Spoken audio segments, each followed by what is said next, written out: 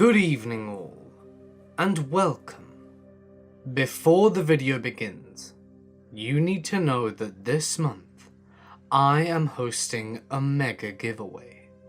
So listen up to hear how it works. There are 5 surprise mystery boxes up for grabs, and a new box will become available every 3 days.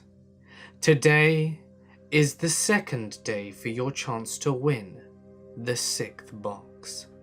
To enter, all you need to do is to leave a like and a comment, as well as press the little bell icon and be subscribed to Mortis Media. However, there is a catch. You have to have left the like and comment on each video that came out in those 3 days, in order for your entry to count. Today is the second day for the 5th box, so be sure to tune in tomorrow and the next day in order to get your entries in.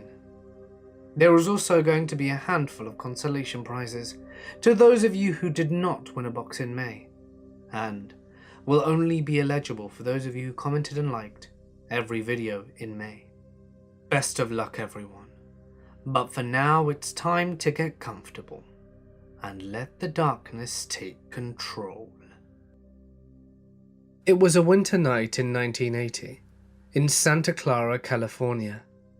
A friend of mine, Scott, worked at a small all-night gas station, sitting in a little booth, selling only gas and cigarettes made for a lot of quiet nights. I had just recently started a new security company with an associate I had worked with at another company. I was in charge of running the security patrols every night, stopping 3 times a night at our customers' properties. Using my own car, I covered an area 3 city-wide. I would stop where Scott worked between patrols to keep him company, and just pass the time till I needed to patrol my customers again. It was a nice night, not too cold, but not cold enough for a jacket. It was my second visit to see Scott that night. It was around 3 o'clock in the morning, and the night was unusually quiet. There was no traffic on the road, which was kind of unusual since the police department was just down the road. It was not uncommon to see police cars coming and going now and then, but not tonight. I was parked next to the booth, and we decided to smoke a joint since it was quiet. Afterwards, Scott went back in the booth, and I was sat in my car and we continued talking. From out of nowhere, a very thick fog rolled in and surrounded the station. We commented on how thick and unusual it was. We couldn't see the traffic lights that were only 15 yards from the station. Fog that thick wasn't normal in Santa Clara and was an eerie feeling, but was kind of cool. We both glanced towards the strip mall next to the station. From out of the fog, the silhouette of a guy appeared walking towards us. The closer he got, we saw he was a young guy. He was kind of odd looking and had a guitar slung over his back.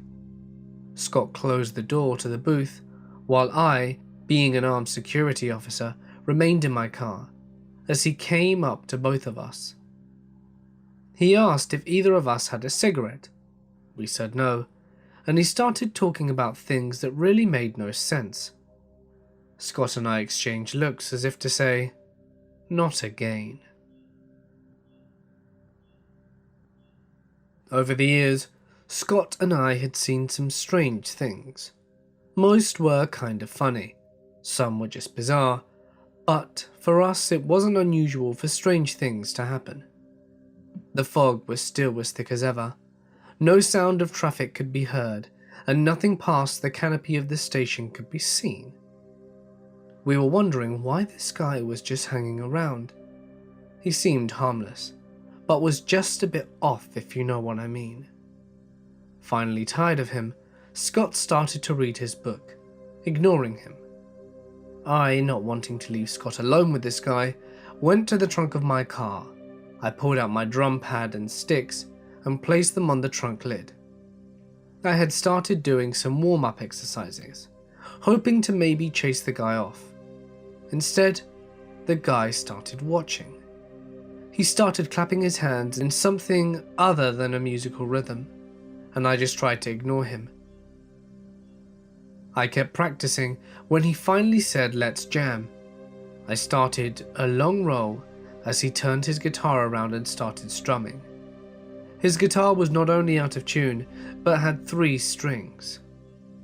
He kept strumming when I stopped mid-roll and stared at him and told him, "Never interrupt a musician while he's practicing," and continued the long roll.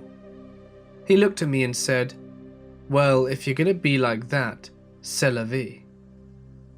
I once again stopped mid-roll and looked him in the eye and said, "C'est la vie." He slung his guitar on his back and started walking in the way he came. Scott and I looked over each other with a sigh of relief. We thought he would never leave. The guy had no sooner vanished into the thick fog when the fog rolled away as fast as it rolled in. Scott and I looked towards where the guy had walked off to. We wanted to make sure he kept going, but as we looked down the long, straight mall walkway, there was no one to be seen. The guy had vanished with the strange fog. Scott and I were dumbfounded, and there was no place he could have hidden, and even at a dead run, could not have covered that much ground that fast. We knew he was there, as was the fog. Now both had just disappeared. We both looked at each other and just knew we had just been to the Twilight Zone. I left to do my last patrol, and Scott went back to his booth. As I left, I noticed the traffic was back to normal, and I drove down the street and kept a lookout for our friend, but he was nowhere to be seen. Neither him or the fog ever appeared again. My parents decided to attend a Christian church that was very much a cult when I was 3 and my brother was 5. As far as I can recall, my dad only attended a few times. When I was to start kindergarten, they also enrolled us both in the private Christian school which was associated with the church. We were taught through the ACE program, which was just a small part of this whole cult.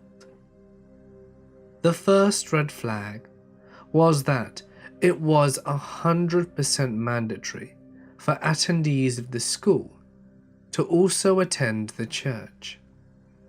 As you got older, they also monitored your church attendance.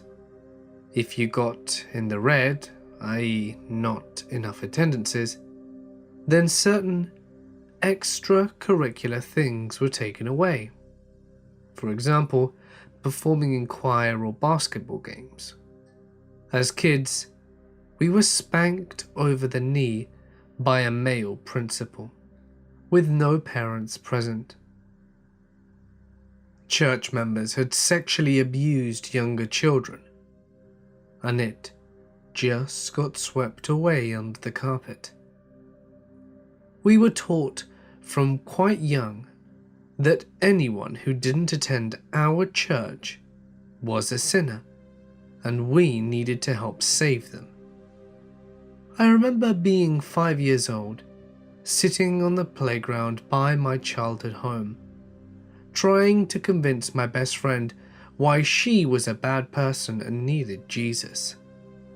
It was very, very frowned upon to have friends outside the church and school, and as I grew up, my oddness pushed all possible friends away.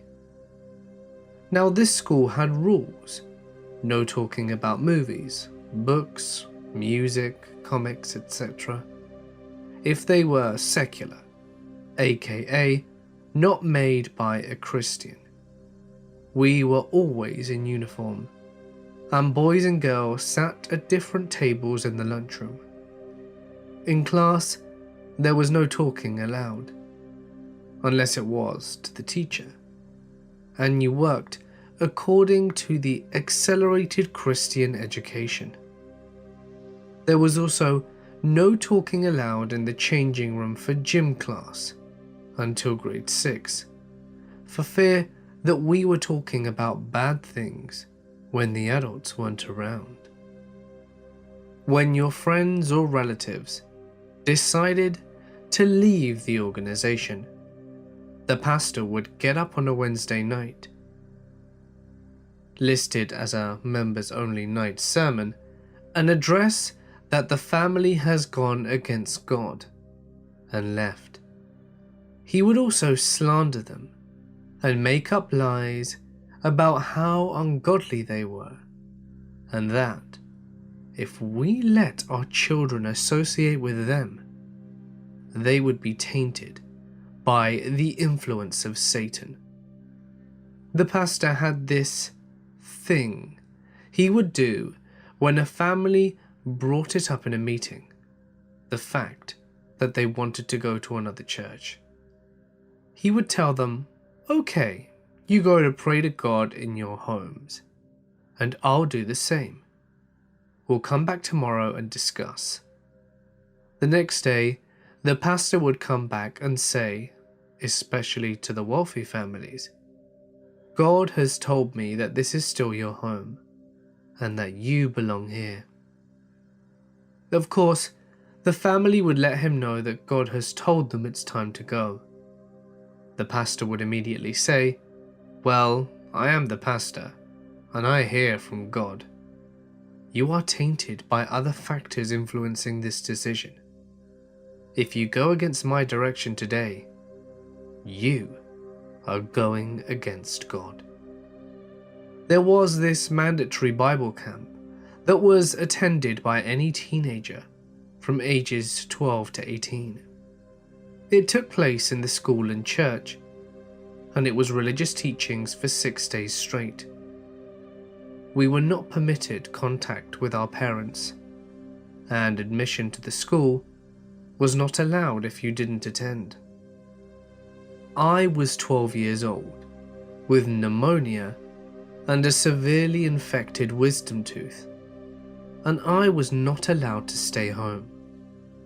I was also not allowed to have my medicine on me, as I was a minor and had to literally chase down an adult who was clueless on my condition to let me in the room.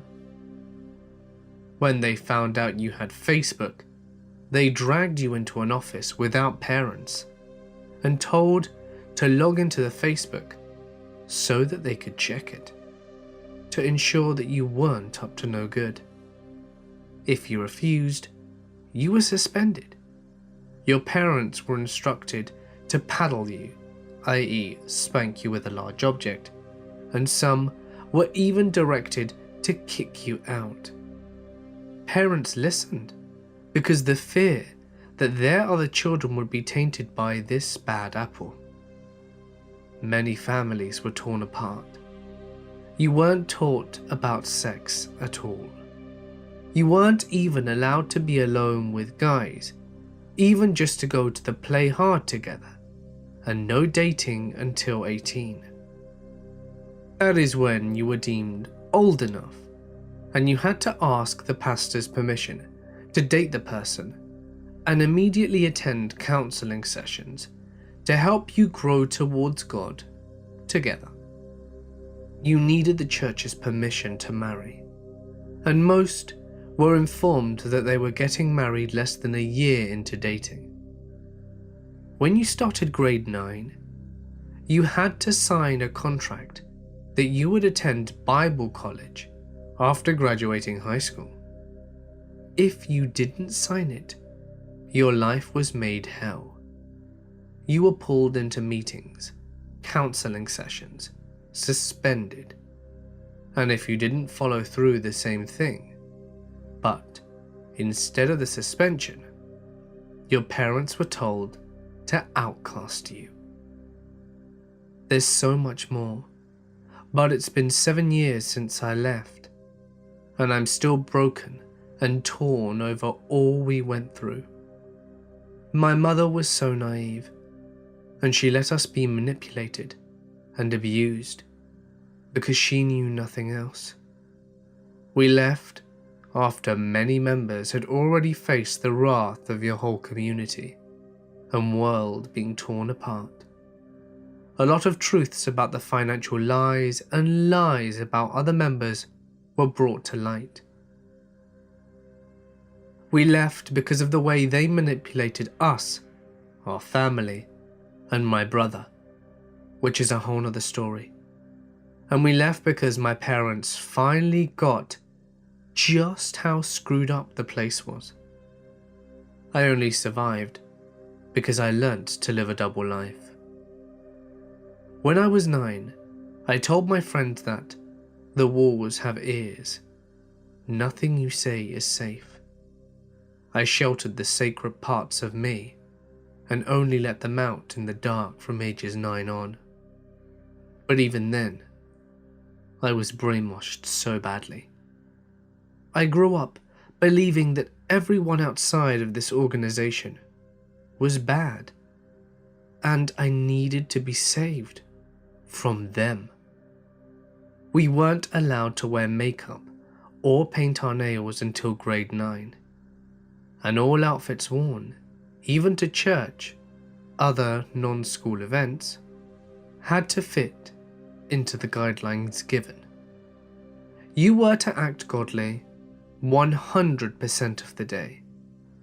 If you even tried to stand up for yourself, you were hurled into the principal's office. I remember when I was assigned my counselor. She was a 26-year-old new mother who had just married her husband. She would assign me Bible verses to read, and I had to come up with insightful things to say about how it changed my life. I found out a new session in that my best friend told her something in confidence. We were told the room was a cone of silence, but it got told to 3 female elders and the pastor's wife. The next day, she didn't show up to school and was suspended for a week. I realized that day that these sessions were only there to monitor us and make us feel valued, in order to have a line in on our lives. I used to think to practice diverting this onto things about her life and how her baby was. I wanted to make sure I never let it slip what my life was like outside the organization, for fear of the repercussions. A few years ago, I worked the night shift at a hotel. It wasn't super fancy, but it wasn't a seedy motel or anything either, and it was in a decent area of town. It was geared for extended stay guests, who were mostly there for work. There were not a lot of late arrivals, so it was a pretty nice gig. I got paid to just kick in the back room and listen to YouTube until the sun came up, which is what I was doing with my nights anyway. After midnight, we locked the front doors. If someone sounded the buzzer, I would open the doors manually to let them in. One night, at around 1 in the morning, a young woman ran up and began pounding on the front doors. She was screaming at the top of her lungs, "Please help me, open the doors, please don't let them get me." Shit like that. So I opened the door for her and grabbed the phone and punched 911. She sprinted in, and I just watched the doors behind her close. Agonizingly slow. Positive that her attackers would slip in before the automatic doors closed and locked again. But no one came. She kept babbling, telling me to call the police. "Call the police, please. You can't let them in," is what she kept saying, which freaked me out more than anything. I was already calling the police, of course, and I told her as much, but this didn't seem to calm her down. I informed the police of the situation, and they immediately asked me if she had gotten out of any specific taxi. I didn't know if she had or not, and they said that they were sending some officers over. After I got off the phone, she was a little calmer, but she kept looking frantically around the lobby. I tried to assure her that everything would be fine, but it didn't seem like she heard a word I said. She started to wander off down the hall, so I followed her. She went into our large conference and breakfast room, where she backed herself into a corner, now staring directly at me with increasing terror. I kept telling her everything was all right, and I did not approach her. I just wanted her in sight, but I had no desire to get close. I tried asking her what happened, but she would not respond. She just kept telling me I had to help her, and that she was afraid that they would get her. I told her it was okay, and that the police had been called. She looked horrified at that, and asked me why I called the cops on her. I explained I had called the cops for her, not on her, and that the police would be there to keep her safe. To which she responded, "Don't bloody touch me." I was roughly 50 feet away from her and hadn't moved at all.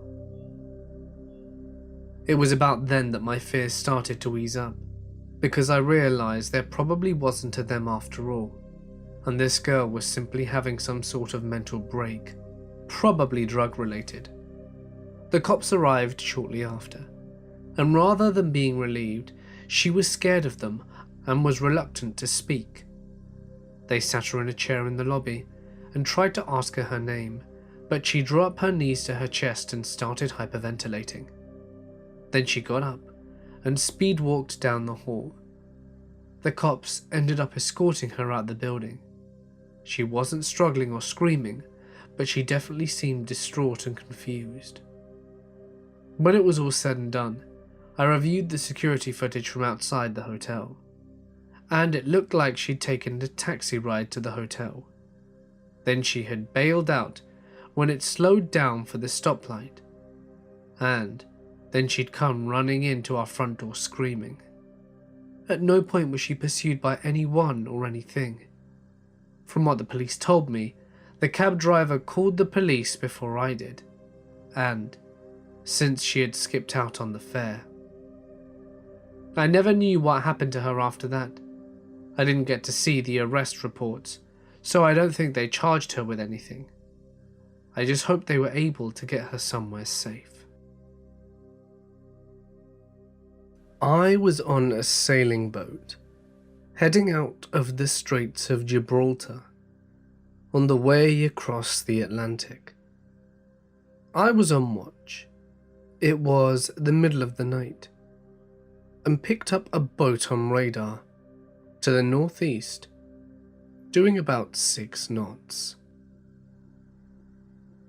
I watched it coming in, and made a course correction to keep a safe distance and show I intended to pass port side to the port side. Over the next couple of minutes, the other vessel slowly altered course to bring the range down that we would pass at. This is a bit of an arsehole move, but not uncommon. If it's my duty to move out of your way, I do so, and leave a mile clearance as we pass. Some guys, mainly Eastern Europeans I find, if they're off course themselves, will push into that mile to get back on course. They're not supposed to, but it happens. So, I figure, arsehole at the helm, but the course continues to correct until he's on collision course with me. By this point we're quite a lot closer, so I have to make another direct correction to avoid a collision, while pointing out the arsehole move to my buddy on watch with me, and try to hail the guy on radio. Again, the oncoming boat alters and cuts into that mile, At this point I was concerned. I asked my buddy to wake the captain. We're not in any danger of collision as we're doing 40 knots and they're doing 6. However, we're not maintaining a safe distance anymore. And being off the coast of North Africa, there's a chance that we're about to meet some pirates. So by the time the captain gets there, the course is closed to collision again. I explain the situation, and the captain takes command and makes another correction. Still, the boat follows us, but doesn't have the speed to turn this into a collision course.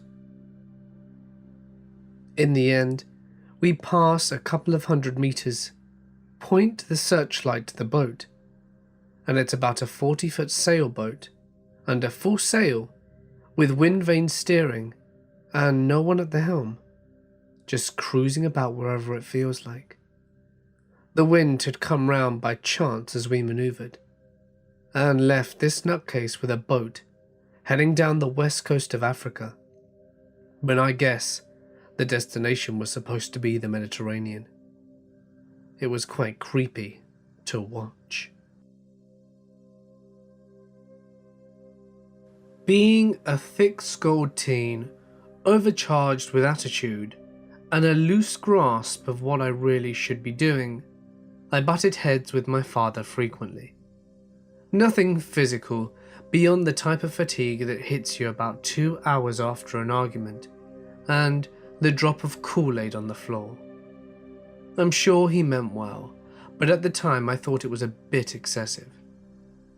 At some point, we decided it's best to split company, and I went to the job corps, graduated and got real jobs, and reenacted the highlights of my previous years with my bosses playing the fall guy. It went as incredibly as you imagine, being on the other side of a fairly large state, and out of work, I swallowed my pride and asked my father for assistance, a place to stay so that I could escape the land of everlasting cornfields and get back on my feet. Remember the pose monkey paw? Yeah, me too. A short month later, I still had no job, despite actively applying and being on the delayed entry program for the military, and was on day 3 of the 3 days, no job in 3 days, you gotta go ultimatum. So, where does one go when you have no job, no place to stay, and don't know anyone in the state? You walk the streets because you have no car. I'm walking down one of the main streets in Arizona in the winter. Being night is also bloody cold, so I'm decked out in my traditional hope no one notices me wear all black with black trench coat, and I'm walking towards the local gas station to make use of the change I've accrued for my nightly meal, a 99-cent burger. And some random, scantily club-clothed lady walks past me, heading in the opposite direction. About 10 feet past me, she says, "Hey, can you do me a favor?" Odd, but okay, I'll bite. Depends. Can you walk with me?" she says. "It's a few blocks to my house, but I really don't want to walk alone." Once again, odd, but I'll bite. "Yeah, I suppose." We start walking, and now I'm kind of on edge.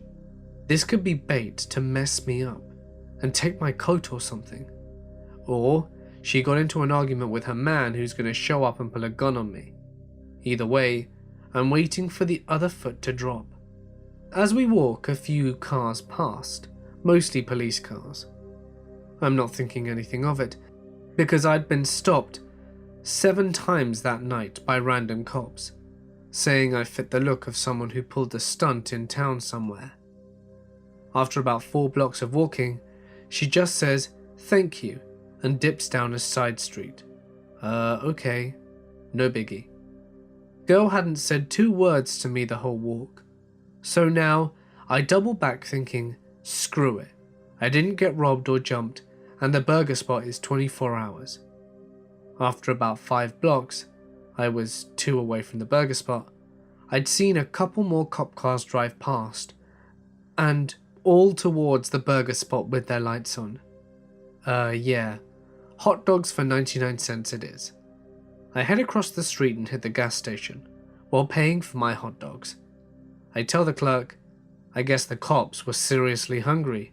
The dude with a cold look looks at me in the face and says, "Nah, someone flipped out and shot the place up about 20 or so minutes ago."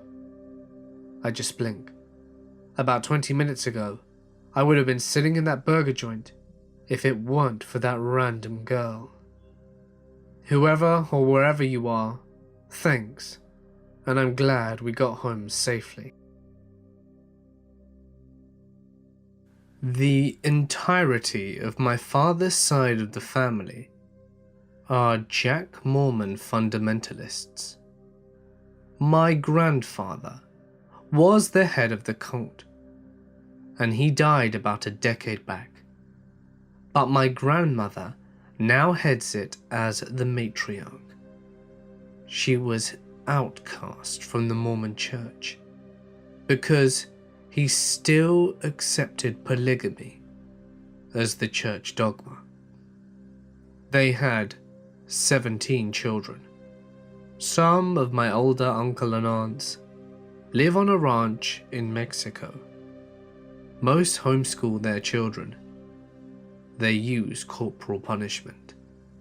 I didn't know much about it until I stayed with my father one summer on my uncle's ranch in Utah. He has 3 wives and a lot of children. Mostly, we were left to our own devices and helped do chores. I ended up letting Dad baptize me and my brother and told my mum about it. She was pissed off, and I didn't really get why until later. One of my cousins, who I happened to know at the ranch, was traded for my uncle's youngest wife. She was given to one of the most insidious cult leaders of the bunch, who was also married to one of my aunts.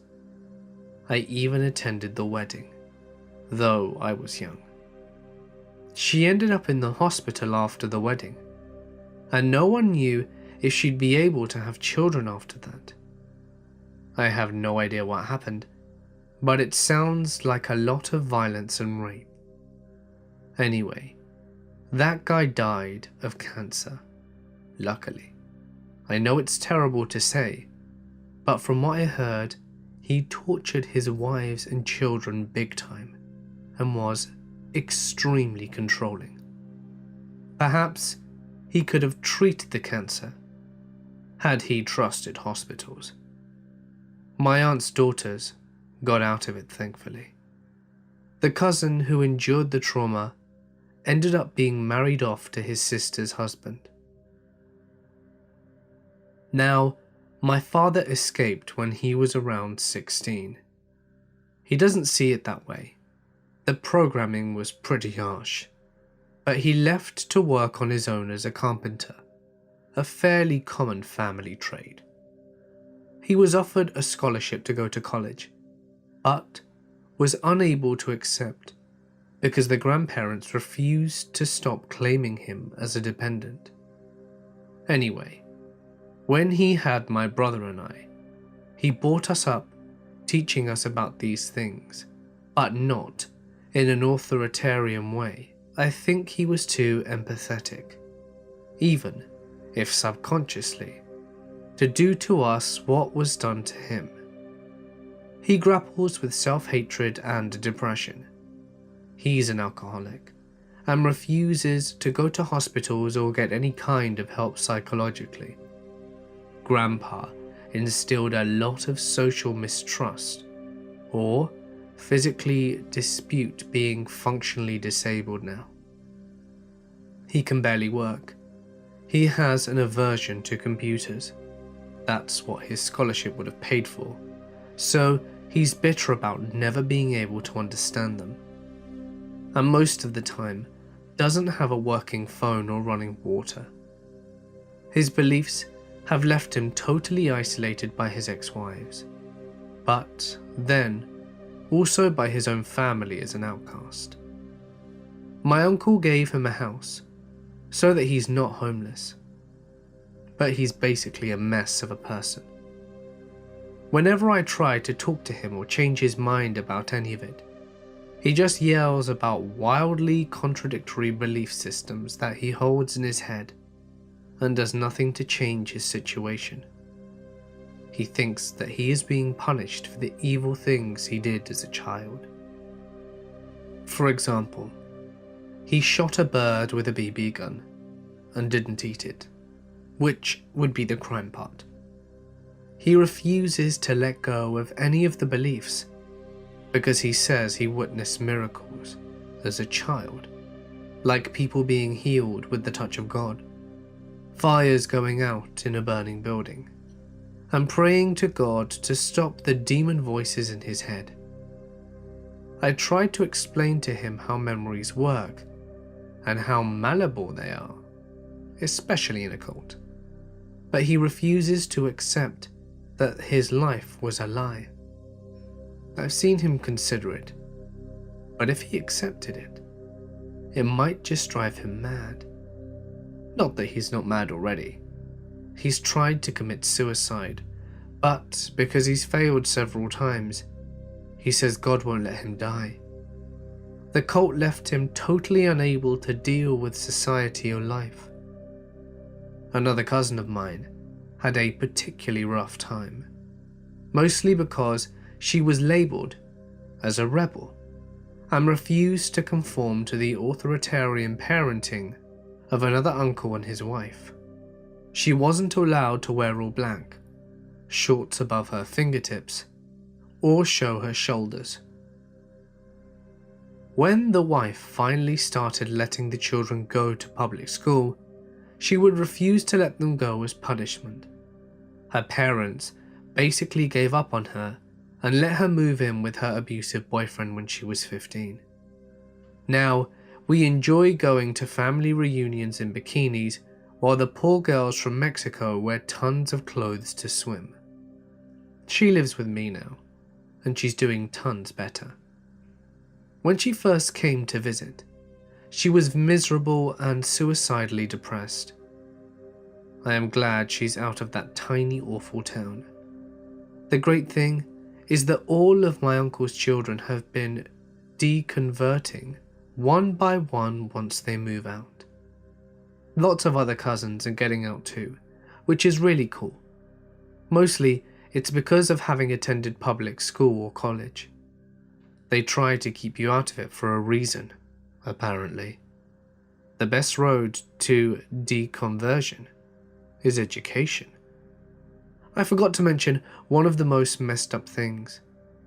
Apparently the grandparents had a child named Julianne.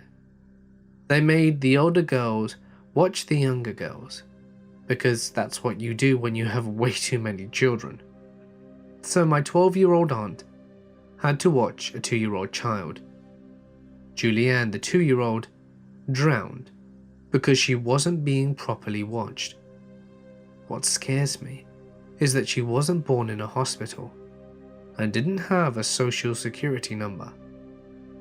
Probably no authorities know that she was born and died of child neglect, and no one was punished.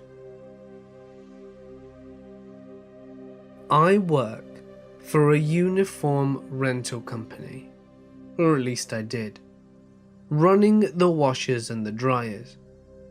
It was a pretty easy gig. I'd been there for 2 years, and Friday was my final shift. I got a transfer to the service department, which I am starting tonight. My shift in production ran from 12 to 9 AM, and I'd take my first break at around 2 in the morning. Only once, in the 2 years that I had been there, had something ever creeped me out. I go to take my break, handing off running the machines to our maintenance guy. As I walked out into the main production floor, I have to cross this huge area covered with tight aisles of uniform. As I'm walking, I get the feeling like I'm being watched. I felt my neck and arms break out in goosebumps, and I get this stupidly random thought. Don't look to the left or right. Eyes locked forward and pretending nothing's wrong. It was a stupid thought that got a grip on me enough to make me abide it. I walked straight and didn't look left nor right, across the production floor and on into the break room and outside for a smoke. Immediately, the tension disappeared. I thought it would get worse, considering I was walking out into the dark. But no. It melted away like butter, and I calmly sat out in the night, puffing away and telling myself I was being crazy. Every ounce of dread I had walking through the plant was gone, and I chalked it up to an overactive imagination. Until my break was over, I walked back into the plant, and it hit me again, like a goddamn wall. Every animal instinct I possessed was screaming that something was watching me, and whatever it was didn't like me and wanted me out. The goosebumps came back doubled. My face broke out. The only thing I can equate is that it's like if you get a bad sunburn and your skin starts to feel too tight.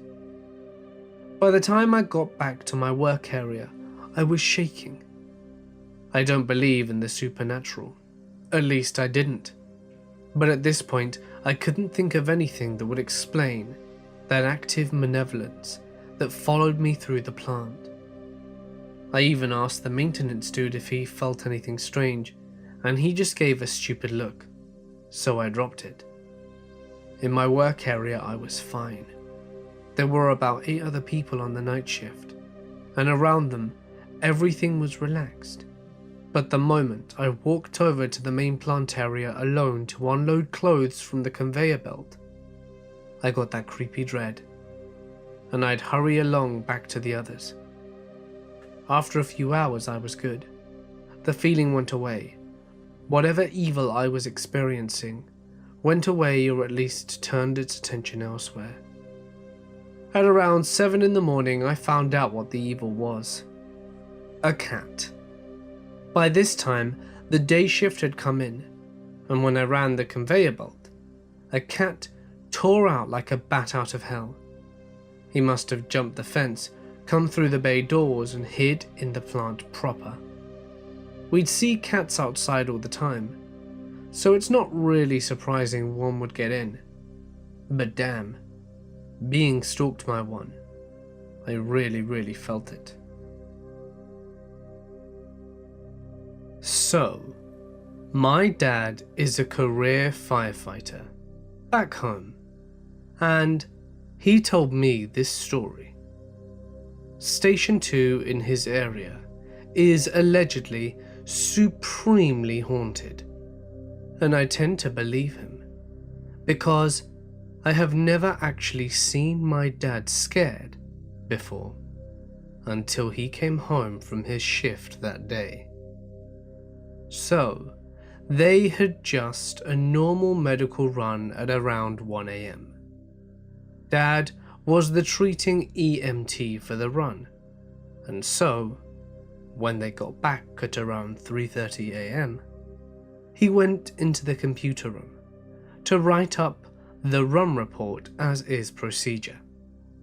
He sat down at the computer and said he immediately had an uneasy feeling, like someone was there. He thought maybe one of the guys had come downstairs from the bunk room to find out what he was doing. So he turned around to walk out into the day room and see who it was. When he turned around, he saw a man in a black top hat standing outside the window. The man turned and walked towards the front door. Thinking somebody was there for something, since it's technically a safe place, my dad jumped up and ran out the front door to find the guy. But he was gone. But as my dad went to walk back into the station, the man walked around the corner and through the front door of the station. Didn't open the door though. Which would have been impossible, since the door is locked and requires a numerical code to open. He walked through the door and disappeared. My dad said he immediately went up to the bunk room and finished the report in the morning, because he was so freaked out. The second story is from the same station, and it scares the living crap out of me. This guy is a no-nonsense, cut-the-bullshit mountain of a man. I have never seen in my life a smile, and yet I have known him for almost 15 years now. Him telling me the story was the first time I'd ever seen him show any form of emotion.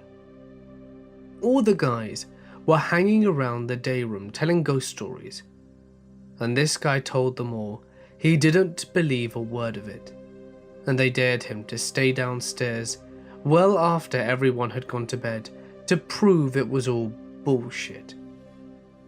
So he does. He stays up until around 2 a.m. He turns off the last lights and starts up the stairs when he hears a woman whisper in his ear, "He's finally going to bed." The only woman on the department was not on shift at the time, and everyone else was in bed. He swears up and down that it happened, and all the guys said he looked absolutely terrified. And he looked terrified just telling me that story. There is a lot of weird shit that happens in that station. I was racing in the 1997/1998 Whitbread Round the World race. We were sailing through the Bass Straits that separates Australia from Tasmania. We were running downwind in about 30 knots of breeze, with a massive Code 3 spinnaker doing about 20 knots boat speed in a confused sea state. Because of the stresses and strains on the rigging, we had to send someone up to the top of the 90-foot mast to literally tie the sail to the mast. We drew straws, and I got the short one. I had to go up. It was terrifying. Pitch black in the middle of the night. No moon, no stars. You couldn't see the difference between the sky and the water.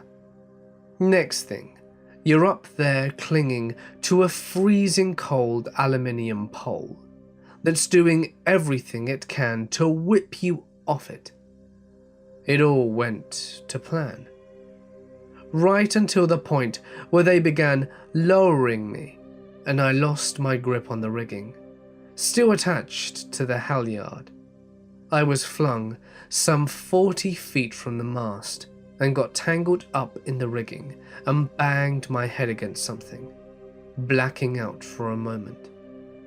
We're not allowed to mention names, but one of my mates, let's call him Hero 1, made the decision to release the halyard and drop me on deck, rather than watch me get turned into a ragdoll in the rigging. I fell 50 feet to the deck. At this point, another sailor, let's call him Hero 2, literally caught me in his arms. I was semi-conscious. A third teammate, Hero 3, had medical training and was able to stabilize me. Luckily, we were only 300 miles from finish in Sydney and managed to get second for the leg. Things can go wrong really fast at sea. Sometimes we're asked to do things that are not strictly speaking safe, certainly not the norm. But going out to sea with the right people and the right equipment can sometimes make all the difference when things go wrong. I raced the Whitbread/Volvo Ocean Race 3 times. It's a 39,000-mile round-the-world odyssey that takes 9 months to complete. If you like the idea of extreme camping, you should check it out. The next edition starts soon. Half of the race happens at night, and while the next crop of sailors are out there, I'll be enjoying following them from the comfort of home. Charlie was a train hobo, the old school sort who would abide by and chide people over hobo law. Charlie lived in the hotel, now a condemned abandoned space, over my former kitchen of half a decade for a few years in the 1950s, faking paperwork and excuses for being a blatant draft dodger. To quote Charlie, he was a resourceful rascal that no damn jail knew what to do with. The VA feeds me the same, even if I only ever earned it on my knees. I'll say it now. His legend may loom because we only heard it from him and a few other hobos who stopped nearby. My first interaction with Charlie, I was probably 20 and he had to be around 80 to 82. He instantly embraced me as a dyke, although I'm not. I have a mohawk, so fair enough, and started regaling me with tales of being a gentleman to the ladies and having a great love for gays. Yes, he was a colourful character, but full of solid advice. Do not make promises unless you planned to spend a life with the person you made promises to. It didn't matter if the promise was the loan of a nickel or to love someone forever. Promises are a currency you don't take lightly. That's Charlie talk. He frequently chastised the boys at work for showing up hungover, unkept. This is some goddamn hobo who often was just out of a night in the drunk tank. He would frequently fake drunk for a place to sleep overnight, lecturing young strapping boys how to come correct in behaviour and presentation. Since our kitchen door led right to the sidewalk, Charlie often bought us gifts like chairs or fans, or anything that would stave off the 130-degree heat during the summers. We had many bums who would come up to our window, and we knew many of them by name. None of them would ever be so polite or interesting or charming as Charlie Potatoes. So here's what it is really. One night, I was closing with my good friend in the kitchen. Charlie showed up at the kitchen window later than usual, and I asked if he wanted his typical bum box. A few kinds of meat, red beans and rice, cooked vegetables. And he kind of stared glassy-eyed and said no. I went out for a smoke for a few minutes, and later Charlie was still out there. I realised he was wearing a suit with a skinny tie. It fit oddly but was worn. So, Charlie, I realised he'd put out one of his hidey-hos somewhere. He had them in spaces all over the city, and I asked him, "Hey Charlie, you sure you don't want anything to eat?" At this point, he was standing at the edge of our sidewalk, staring into a street lamp. "No, girly girl, you know what I mean, what I say. I don't need food tonight." "Charlie, are you okay?" I was responded with silence. I almost walked towards him to shake him. Shit, I knew him for years and never touched him, because I assumed he was drunk, and he said, "No, no." Then he turned really slowly and looked at me in the eyes on the verge of tears and said, "You just tell them pretty closeted gay boys that I'm thankful for everything, and thank you." Then he stiff-legged and he walked off. Another local bum, Wingnut, told us the next day that Charlie had died about an hour later. Here's where I'd get philosophical, even close to awake. Suffice to say that Charlie's dying was really hard for me, and I assume worse for him. He's legendary to numerous people, but never had the stability to write it down. He'd never had the family support to pass on. He just had a bunch of punk asses in a pirate kitchen to listen to his mythos, and an alleyway in an old suit to die in on an empty stomach. Shit. So there you go. I was in a cult. I was at a homeless shelter, having dinner, and this guy struck up a conversation with me. He told me about this program that would feed me, house me, get me clean and sober for free. It was the dead of winter, and I was in a very bad spot. I was willing to try anything to get clean and get my life sorted out. I told him to give me a night to think it over. I think it over in a tent in the woods, and the next day I called him from the courtesy phone in the hospital, and he drove me out to this property in the marshland, just off the highway, in a town I'd never heard of. My intake was on the 11th of January 2012. I didn't realize it was a cult until I'd been there a day. By then, the guy who drove me in was gone, but they fed me, I got a warm bed and a friendly welcome. This could be an entire novel, but I'll pare it down to the main points. We had some very strict rules here. We were not allowed women.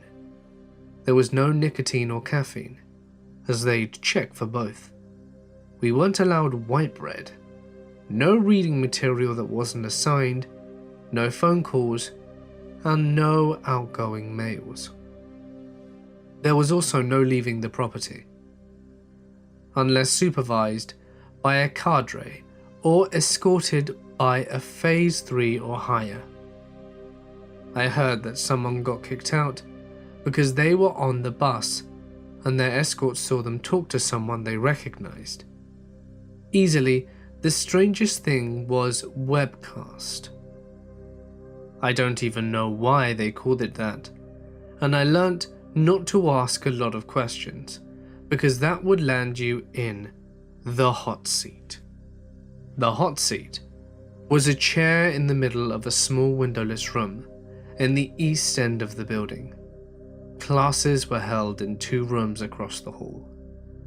If someone was in the hot seat, whomever was teaching the class, usually one specific cadre, would start by saying that this was a special occasion, because one of our brothers was in the hot seat.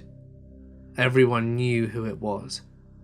Then the cadre would call a short list of names in no particular order and excuse them to the room across the hall. He'd put a phrase in charge of the classroom and we'd all go over to the next room. Once inside, we sat in a circle. There would be a chair in the middle of the room. Then the cadre would come in and shut the door and say, "Mr. Howard, you're in the hot seat today." And the person would sit in the chair and the cadre would explain the process. Mr. Howard is going to sit there quietly and listen whilst each of us tells him something about himself that we can't stand. Mr. Howard is going to maintain eye contact with whoever is speaking and will go around until everyone has had a turn. If there's time, we'll go round again. No one is to say anything uplifting or edifying to Mr. Howard, and no one is to laugh. If you need to use the bathroom, wait until we dismiss. The rule was no laughing, but it still happened and the cadre let it slide, as even cults have a sense of humour. So then the cadre picks someone and that person says their piece. An example I remember is a particularly nasty one. A guy we'll call Seth had been friends with the guy in the hot seat, but now he disliked him a lot, for the same reason that landed him in the hot seat in the first place. Seth berated this guy for 10 minutes. At one point, he turned to the cadre and said, "I don't know why you even keep Howard around. Is he like the mascot? He's just a rabid dog, wandering around, biting people." There were laughs, and the cadre said, "Direct your question to Mr. Howard." And so Seth did. He went on about how Howard smelled bad and how we should all stop him from getting seconds at any meals because he's such a fat slob. The hard part is watching the guys who are genuinely very nice have to sit there and say something hurtful to their friend. That happened with Howard. Just about everyone hated him, but this one guy. And when it was his turn, he told him that he hated being roommates with him, and a bunch of other stuff, and Howard cried. When he put his hands up to cover his eyes, the cadre said, "Maintain eye contact," and Howard had to look at his friends with tears and snot running out of his face. It was pretty awful. I honestly think a moderate beating would have been less painful for everyone involved. By the end of the hour, the room has actually cooled down a bit, since everyone got out all the shit they had to get out. And as bad as it was, everyone who was in the hot seat would later say they felt a lot better after it happened. There was generally someone in the hot seat once a week, even people who weren't red, yellow, or orange. But anyway, back to webcast. This was essentially a big room full of chairs, like a chapel, called the Fellowship Hall. There were big speakers and a giant projector screen on the back wall. When the webcast was announced over the PA, everyone filled into the hall and the lights went down. Then a video would play, but it was mostly giant words flashing on the screen for a moment and then being replaced by more words. This was accompanied by a loud male voice doing a weird narration. The first one I ever saw said approximately, "You're in a cage. There is a being outside the cage." The word cage flashed on screen. "There are 2 men in the cage with you. The being opens the cage and you're free. You run into the darkness.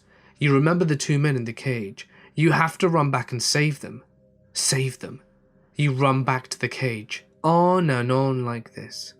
But it was a parody of a brainwashing scene from a Warner Brothers cartoon. I remember realizing that I'd gotten myself into something. I wasn't scared. Not of the other guys at least. But there were around 60 of us. The cadre would always joke that we were living with 60 of our best friends. What scared me was the idea that the ridiculous attempts at brainwashing would eventually, over time, have an effect on me. You could leave the property unsupervised for 9 months of blackout. Then you could transmission into being a phase. A phase could escort men into town and back, and were allowed to listen to the radio. And sometimes, one of the cadre would take you to a concert or a movie, but it would usually just be hikes, where he would blow this stupid horn intermittently, and no one could talk. Anyway, I was able to keep it together, and not become like the others. They weren't super crazy, just anchored very deeply in their beliefs, a far-off cousin of Christianity. Punishment was not extreme, but it was actually very unpleasant. When you intake, you're assigned a colour. Green is new, blue is higher, then silver, then purple, and then you became a phase. If you messed up, you were a yellow, and you lost privileges. No seconds during meals, early bedtime extra chores. It went all the way to red, before you got kicked out. But orange was the worst. If you were orange, no one was allowed to talk to you at all. And you had to spend an hour in the hot seat. like I said before, I'll spare the bulk of the story. I was in the program for a year. I never saw the guy who brought me there again. I was in transition for 3 months and had just become a phase when I got kicked out. The exit was pretty straightforward. You were escorted out in one of the vans, and you couldn't get anything from your room, and were driven into town where they would just drop you off and leave. No one was allowed to talk to you, or they would be exited too. Then you were on your own, in the middle of nowhere. Saying this, I'm still surprised that I entered and exited a cult, but I'm still clean and sober, and have a much better life now. So I guess it was worth it, and at least I got a couple of stories to tell. It is obviously not the worst cult that you can go to, but still, not everyone makes it out, and that's something that you have to keep in mind. I was working in a big resort in Greece, where we had 4 hotels located in the resort. I was working in one of the smallest of the 4 hotels, where usually, at night, there are only 2 people working. Myself, the groom, and the receptionist. One night, it was ridiculously misty. Maybe happened 3 times whilst I was working there. I was just standing around the driveway when I noticed someone approaching from the gate at around 4 a.m. Nothing out of the ordinary, but as the person gets closer, I notice it was an old lady in a white nightgown, wearing nothing else and walking bare feet. This literally looked like the scene straight from a horror movie. I kind of froze for a second and thought to myself that I had fallen asleep on shift or someone was pulling a prank. But sure enough, the lady comes closer, with a blank expression on her face, feet completely muddy and scratched up. I slowly walked up to her to ask if she were okay, fully expecting her to jump and choke me to death and bite my face off. As she got closer, I could see she was really confused and didn't really know where she was. I tried to ask her if she knows which hotel she's staying at and asked her name, but she couldn't remember where she was staying or what her room number was. So I went inside into the reception, where my colleague is also doing a double take on this lady and looking at me with some sort of expression, like, where the hell did I find this thing? After a few minutes of searching with the names she was giving us and calling the other hotels, we found a family with a similar last name that she'd been giving us. She was really confused and was giving us many names in one of the other properties. So I got the longest golf cart we had on the property, put her in the furthest seat in the back, just in case she decides to go all zombie mode and take a nice bite out of my neck. And off we went to the hotel, with myself constantly looking behind my shoulder like a paranoid 20-year-old every 200 meters. Turns out, the old lady was on holiday with her family, and she was suffering from Alzheimer's. They think she kinda sleepwalked out of her room, and then got lost and confused after that. The mind is a very scary and dangerous thing.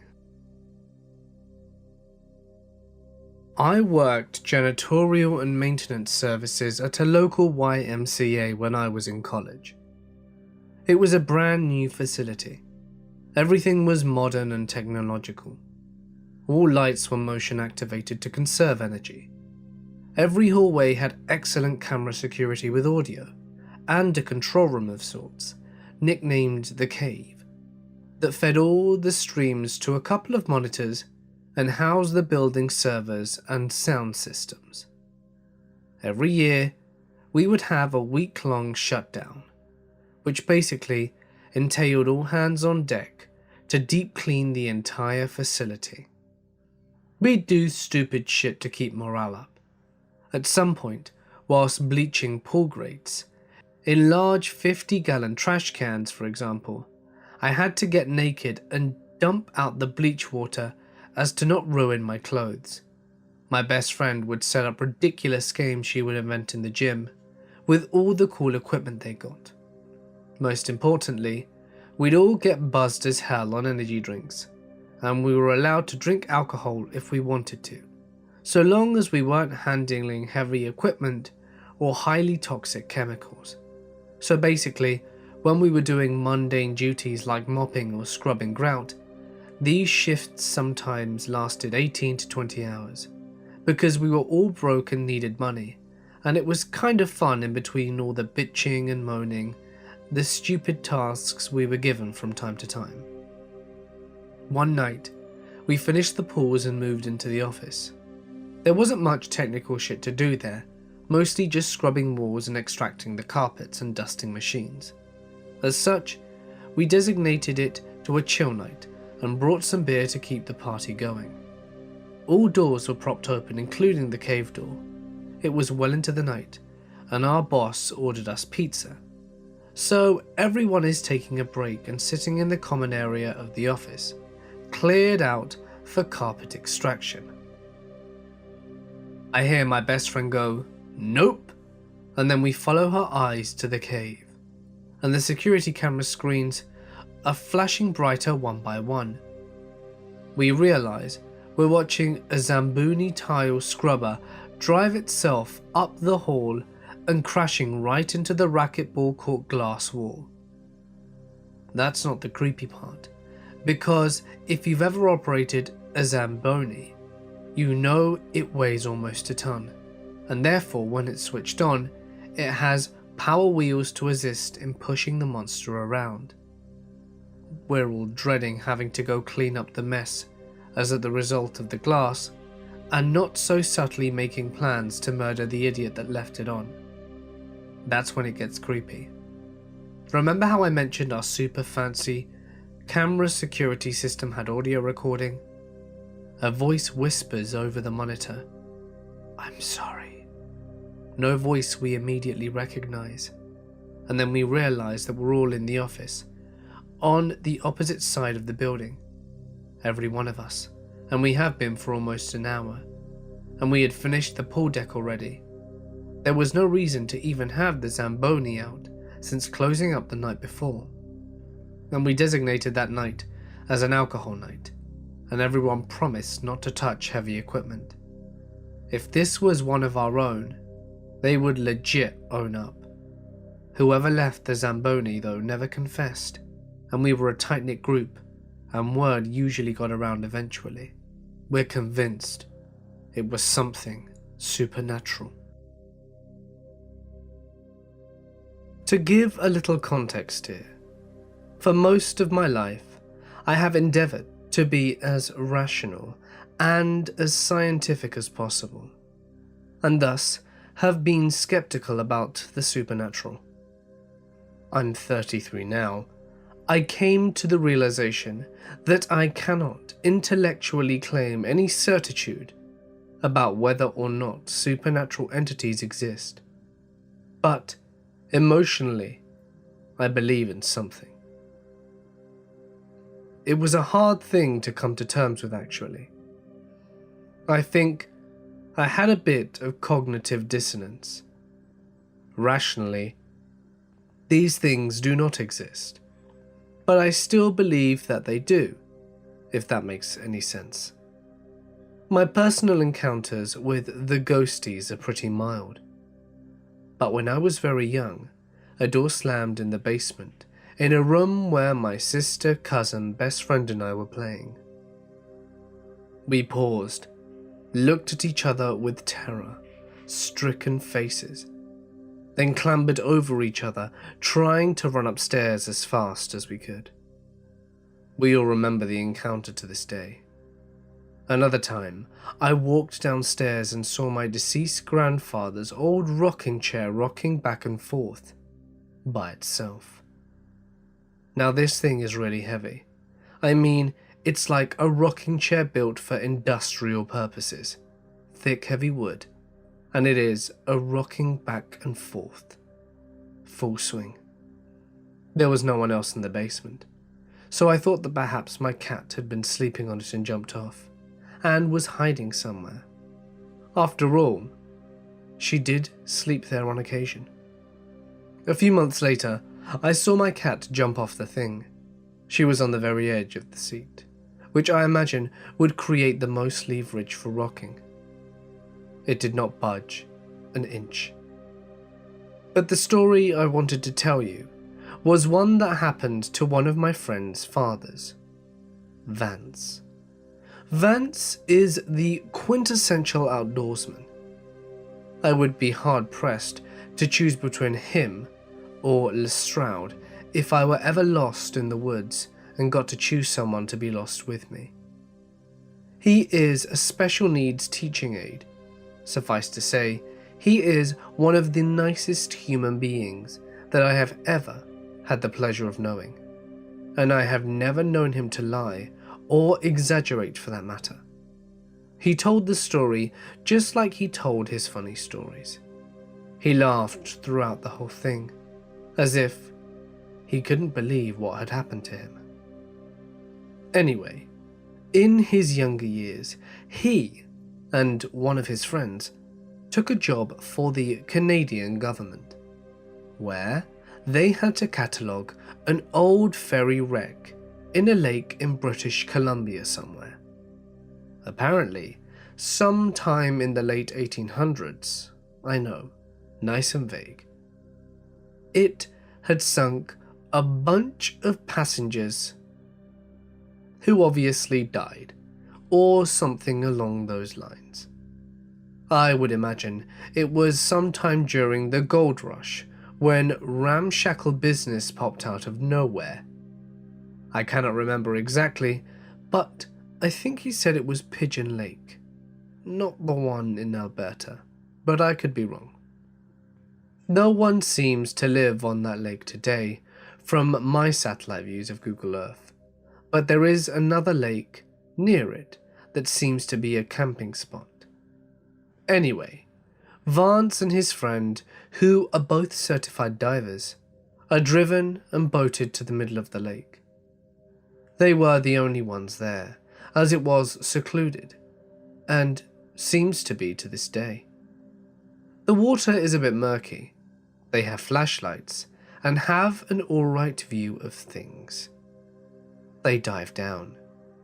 It may have been so deep that they had to acclimatise as to not to get the bends, but I have probably just added that myself over time.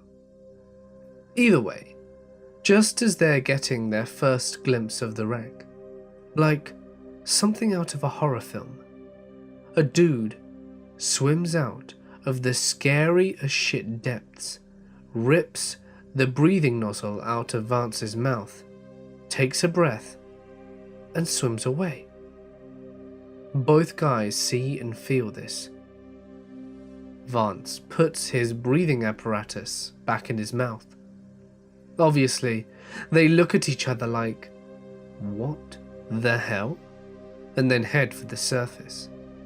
Initially, their minds went to semi-rational places, and they thought someone had come out in another boat and dove down.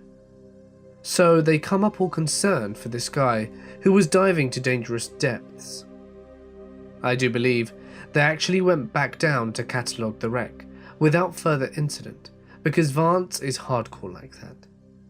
Anyway, the story always scared the bejesus out of me.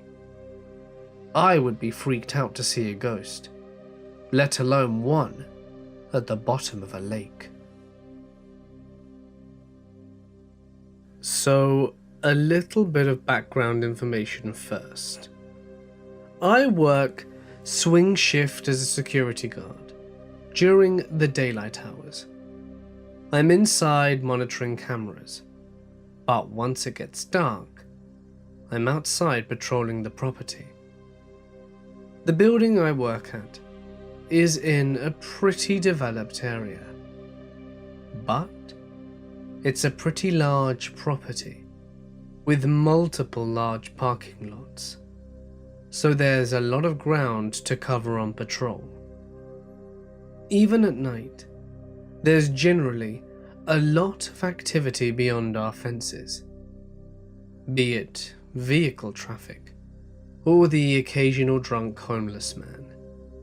It's almost never quiet in the time that I've worked here. Until a windy Saturday night, a couple of weeks ago. I was nearing the end of my shift and only had about 30 minutes to go until my relief arrived, and I could go home. I was patrolling near a small wooded area at the southernmost edge of the property, when all of a sudden, everything seemed a little bit off. I looked around, and there wasn't a car or person in sight, be it on the road outside the property or in the south parking lot. That's never happened before. As I continued my patrol, I noticed that the wind had died down entirely, and that the entire place was silent. Even the normally annoying birds in the trees were not squawking. It was just so weirdly quiet. I looked around me, and I didn't see anything. And that's when I decided to look up. In the sky above me was what I now believe to be a UFO, or multiple UFOs. At first, I thought that it might be a satellite, but it wasn't moving in a straight orbital pattern. Then I thought it might be a plane from a nearby airport or a helicopter, but it just didn't seem right. It had several lights, which were alternating in colour in unison. A light would be bright blue, then switch to neon green, while another would switch to bright blue. It was mesmerizing, really. The way it was moving was mind-boggling. It would go forward, then immediately be at a dead stop, then backwards, then sideways, then diagonal. It made no sense. Then, as I was staring at it, it disappeared. No flying away, no zipping into space in the blink of an eye. It's like it just turned off the lights. Wherever it was, I couldn't see it.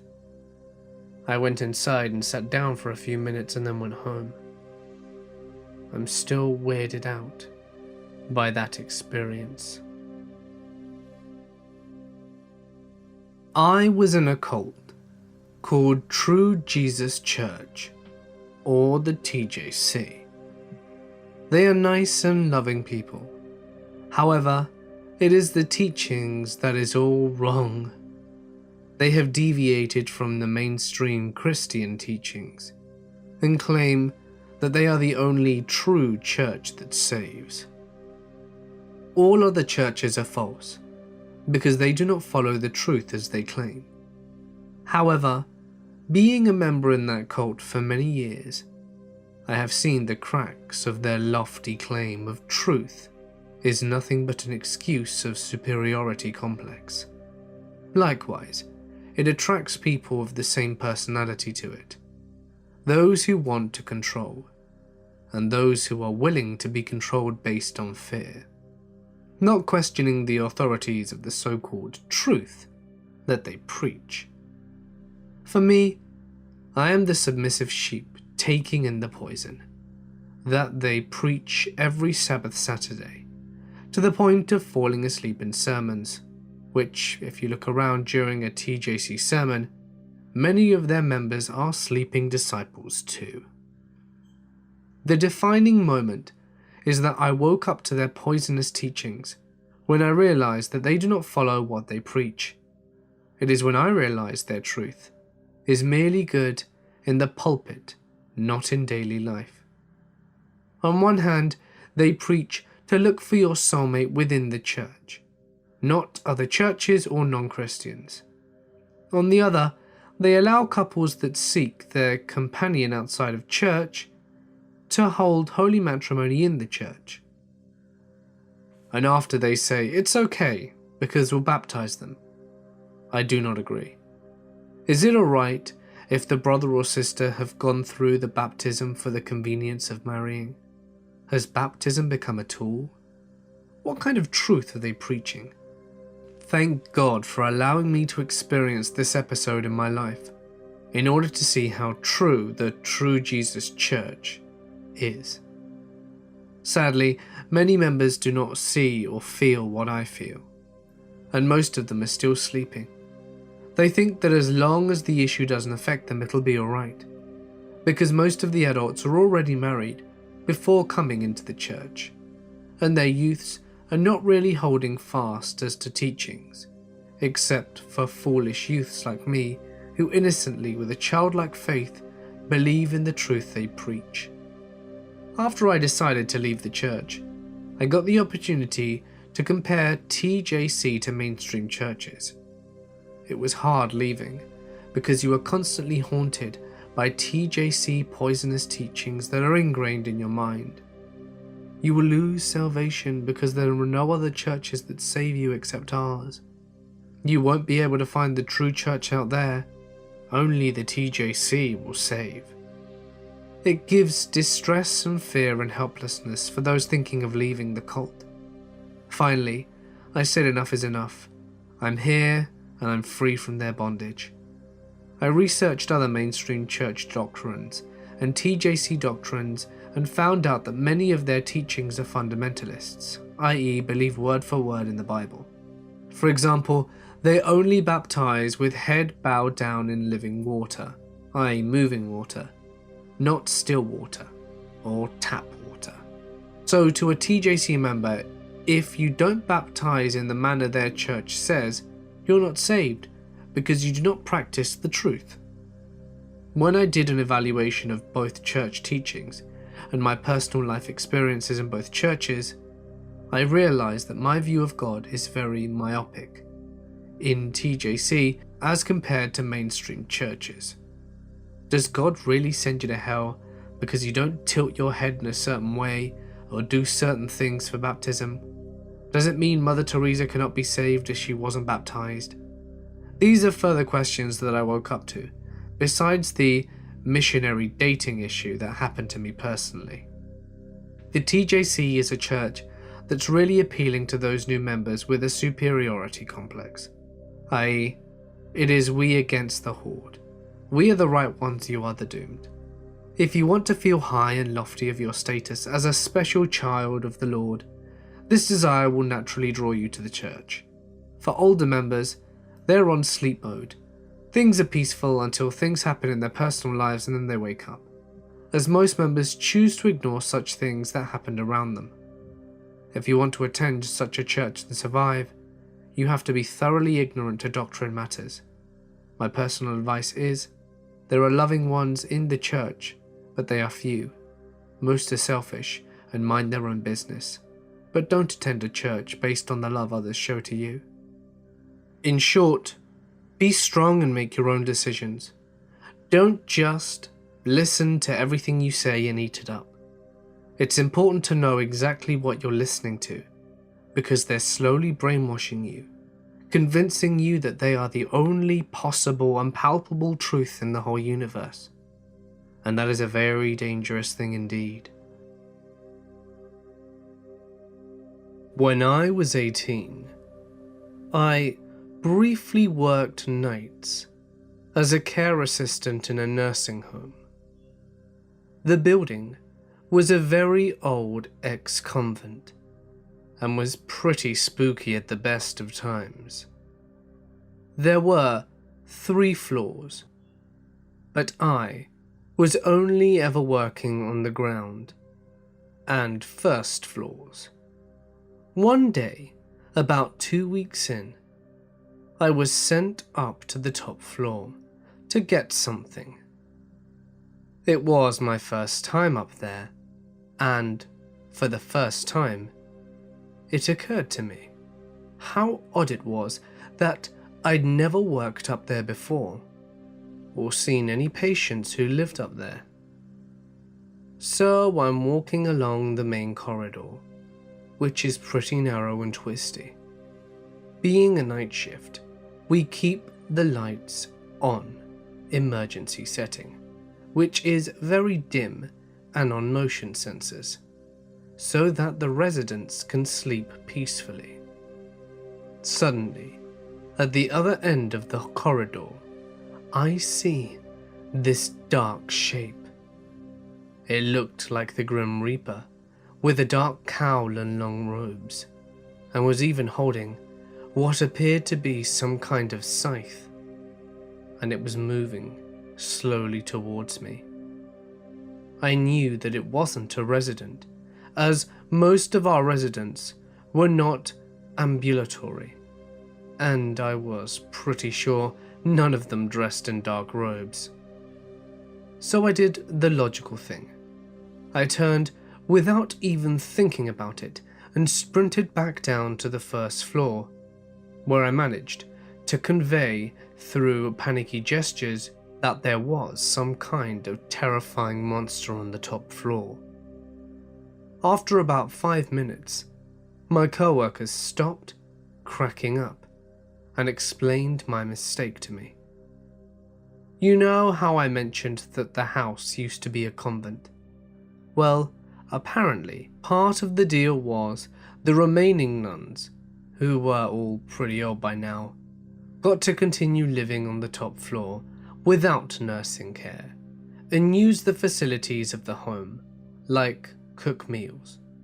And not a single person had thought to mention this to me. If I'd worked days, I would have seen them up and about. But the 8 PM to 6 AM night shift at a nursing home is pretty quiet. The shape I had seen was actually an elderly nun, in robes and a head covering, with a crutch, heading down the corridor to their little chapel as she couldn't sleep. And not, as I had for some reason assumed, the Grim Reaper here to collect one of our residents. I switched off night shifts soon after that. About 7 years ago, I was working on a piece of software at my company, which had camera recording functionality. But because of the platform and length of the recording, it was actually taking stills every dozen or so seconds for a stop-motion film sort of thing. Anyway, one night I leave it going to ensure that it can 1. Record its maximum length, and 2. Remain stable over long periods of time. So in the morning, I get in and sit down and review last night's footage for quality and stability's sake. Quiet and still office with lights on and a couple of people. People leave. Lights turn off. Darkness, darkness, darkness. But there is a faint light from the outside coming in through the window. I see something in the office move. I start to go back and forth between frames when the lights went off and when they came back on. It seems a chair had turned, all before anyone came in.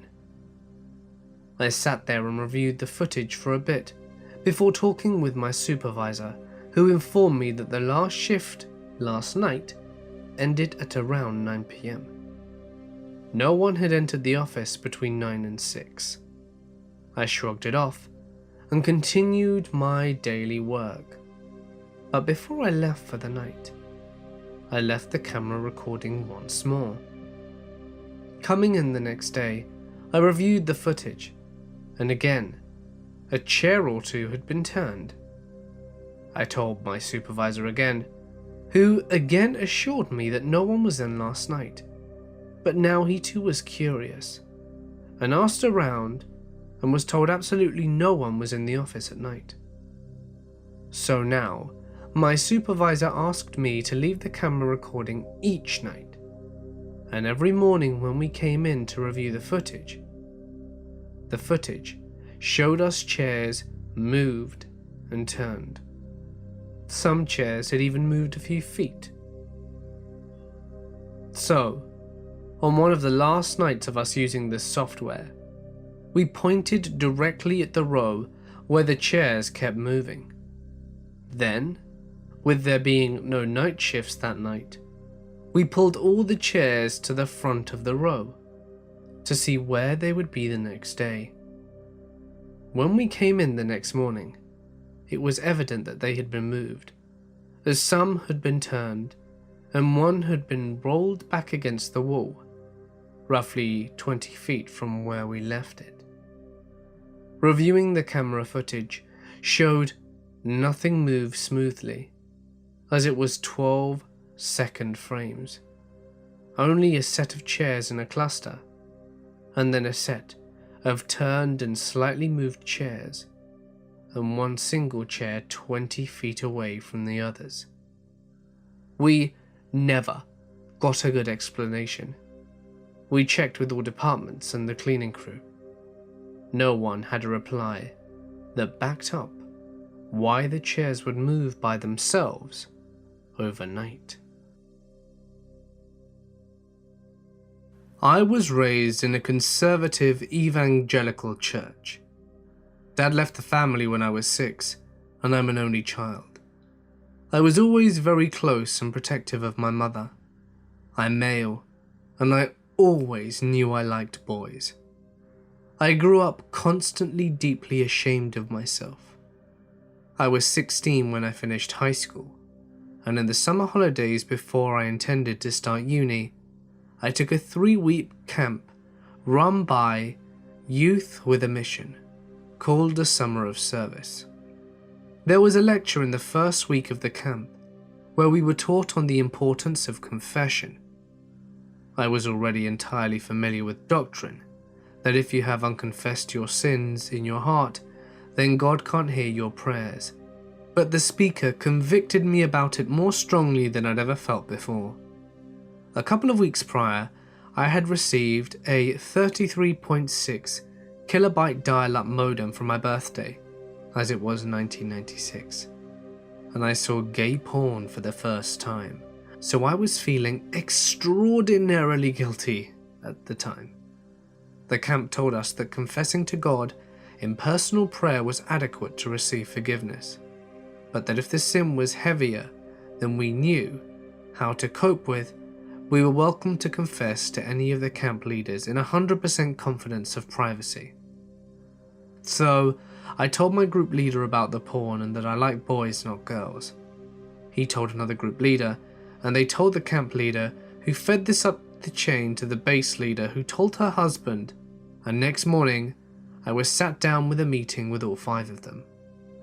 They told me it was their moral duty to help me heal from my homosexuality, and the best way to accomplish this was for me to join YWAM full-time.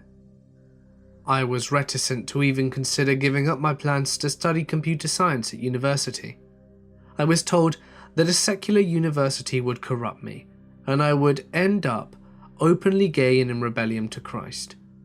I genuinely wanted to be straight and to do what was right with God, so I wanted the help they were offering. Ultimately, the kicker was that they said if I didn't agree to do a discipleship training school and join YWAM, then the base leader would be compelled to tell my mom about my same-sex attraction. I couldn't bear how it would hurt her, and so I gave in and joined. That's when they started the first 11 exorcisms performed on me over the next 4 years of my ex-gay therapy. They were brutal, horrible ordeals, and they were terrifyingly real. One of the more challenging aspects of deprogramming my lifelong Christian indoctrination, when I eventually left therapy and the church was coming to terms with just how convincing real demon forces had apparently demonstrated themselves to be in my experience.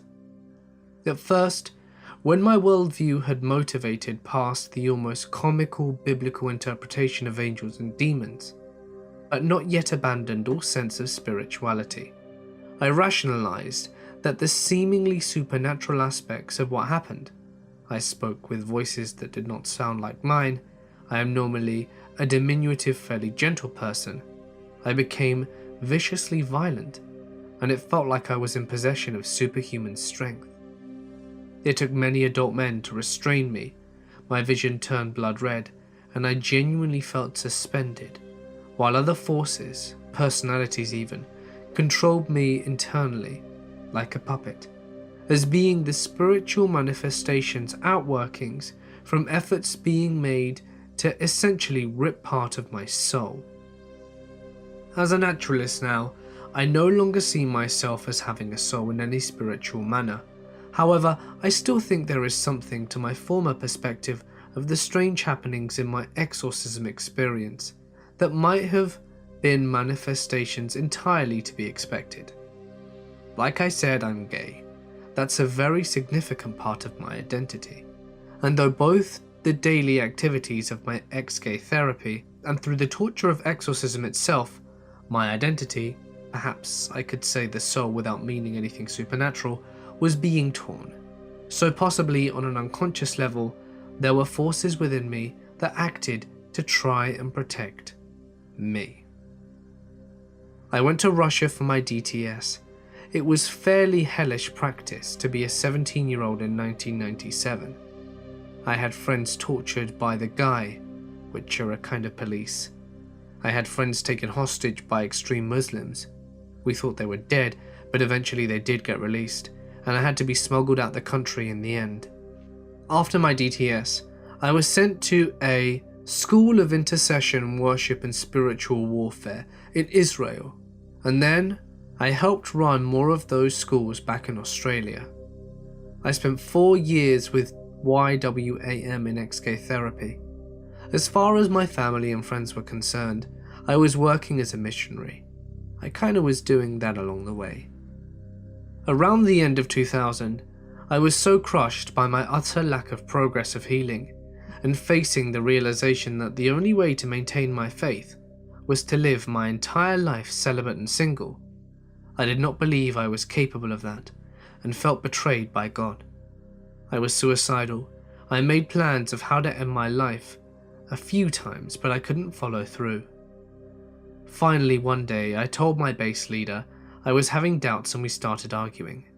It went badly, and within the hour my bags were packed for me, and I was escorted off the base and told to go away. 4 years and it was over just like that. I went home for a few months, but when I started to come out of the closet, my mum kicked me out of the home and made me excommunicated from the church, where most of my friends and family went. So in early 2001, I ran away to Sydney and started living my life, my way, and for myself, for the first time ever. It was incredibly terrifying and liberating at the same time. I still feel damaged by everything I went through, but I'm happy with myself now, and I'm glad at least for what I learnt about life through it all. I have 3 stories. A couple of paranormal things, and a totally normal creepy thing. I work at a hotel.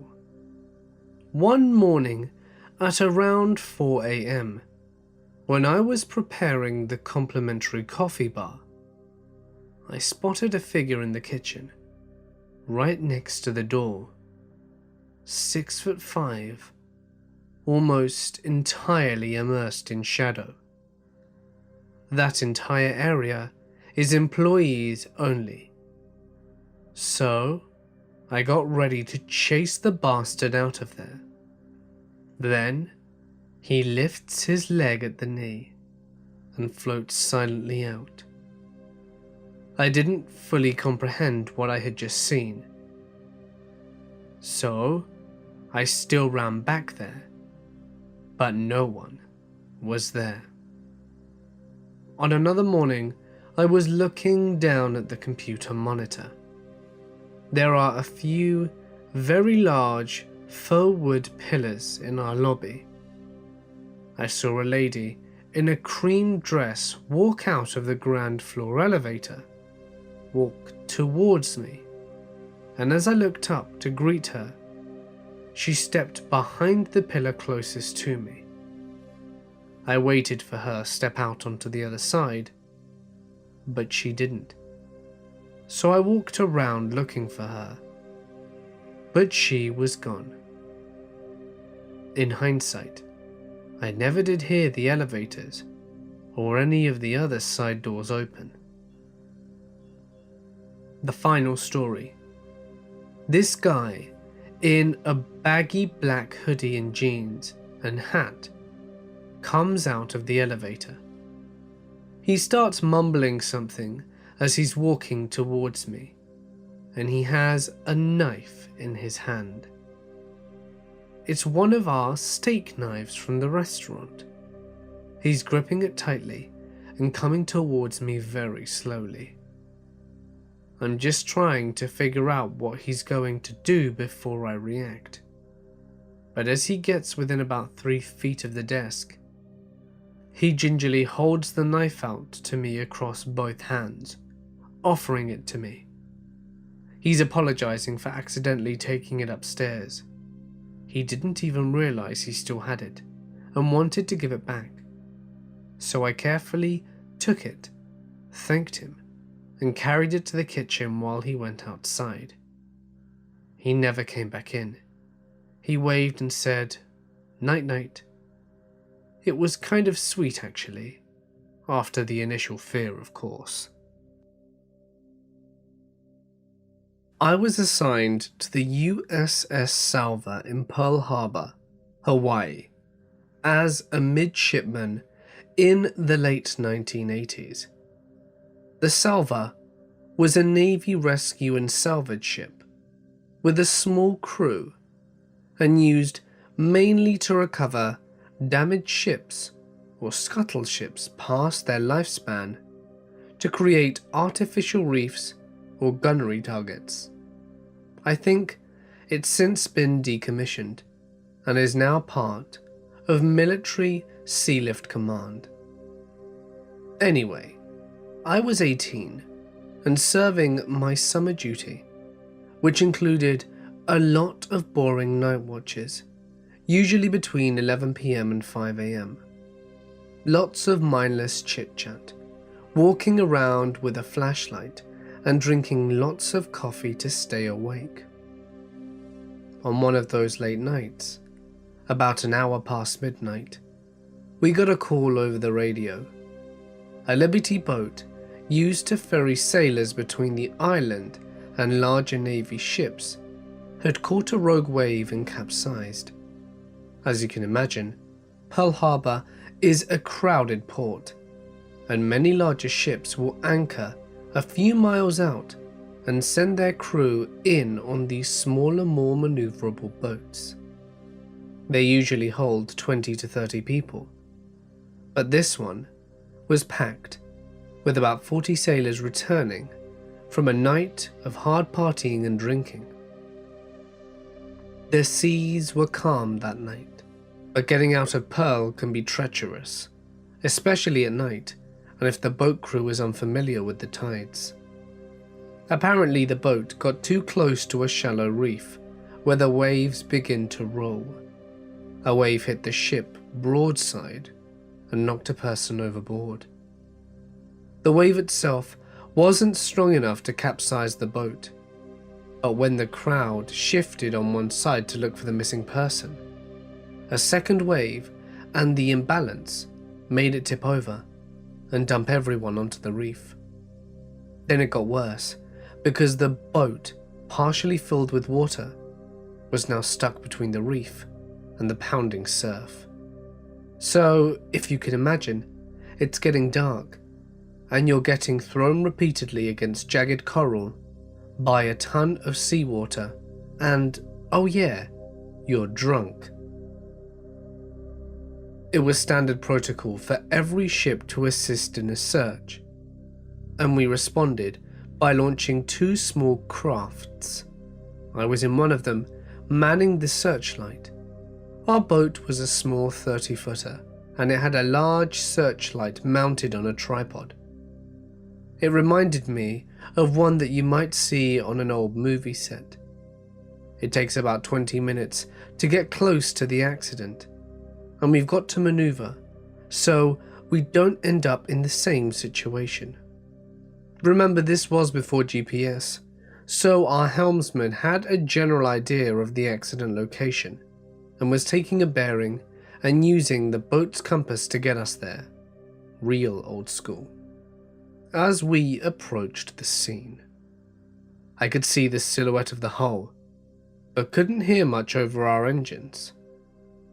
As we cut the engines, we tried to home in on anyone in distress. It was eerie because there was very little moonlight, so objects went from invisible to brightly illuminated by the searchlight, then lost again in the dark. I started seeing shoes, just empty tennis shoes, and then life vests bobbing up and down in the spotlight, but no people. Then we saw parts of the boat. The waves had battered the boat against the reef and started tearing it apart. It looked more like the scene of a plane crash.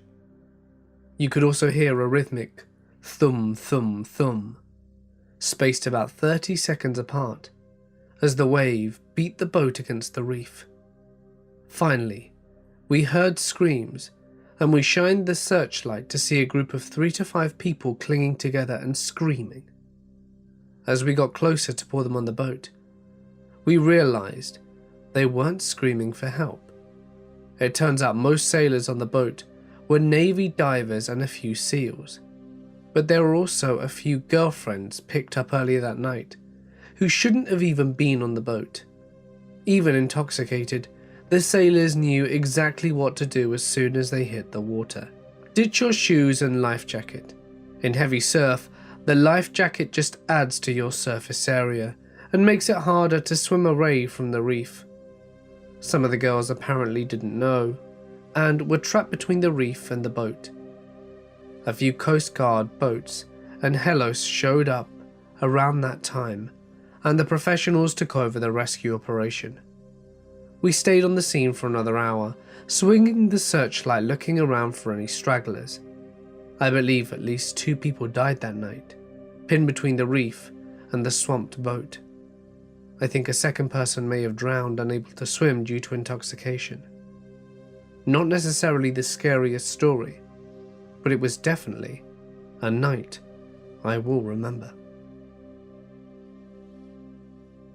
I used to work the overnight shift for a few years. I've seen some shit. The hotel I work at is a great place, really well maintained, high occupancy, high rates until the weekend hits. Friday and Saturday nights are slower, so the rates drop, bringing in not so savory folk. I have 2 stories that are good.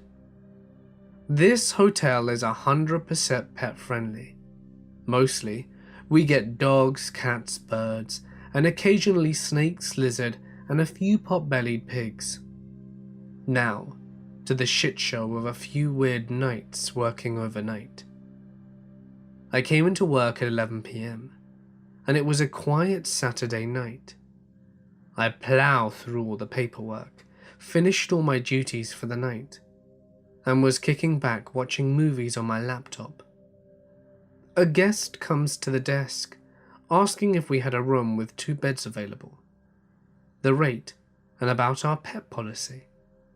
I answered their questions and checked them in. The guests leave and said they were going bowling and that they would be back. A few hours later, at around 2 AM, they call the front desk and ask for an extra robe and requesting me to deliver it, saying they'd make it worth my time. I asked the bellman to watch the desk and go to deliver the robe. I get to their room and knock on the door. The guests asked me to come back a few minutes later. so I go to smoke a cigarette and come back in around 10 minutes. I knock again and ask me to go away and come back after. I oblige, and as I'm walking away I hear a snorting sound. This sound was horrendous. It sounded like a pot-bellied pig. I am walking away thinking, what the hell is going on here? My bellman calls me on my walkie and asks if I called the fire department and an ambulance. I let him know I did not, and I'm walking back to the room. I drop the robe on the floor and knock and let them know I had an emergency to attend to. The guests fling the door open and frantically ask if I was the fire department. I look down the hall and see paramedics and firemen racing towards me. I look in the room and see a 250-pound woman in nothing but a robe and a red thong laying motionless on the floor. The woman is grey with foam coming out of her mouth. The pig noise was the woman fighting to breathe. I step inside the room and hold the door for the emergency personnel. They ask the couple inside what happened, and the couple respond that what had happened is that they met their friend in a bowling alley. They were celebrating a birthday and had too much to drink. Then their friend was too drunk to drive, so they came back to the hotel to let her sleep it off, and she just collapsed.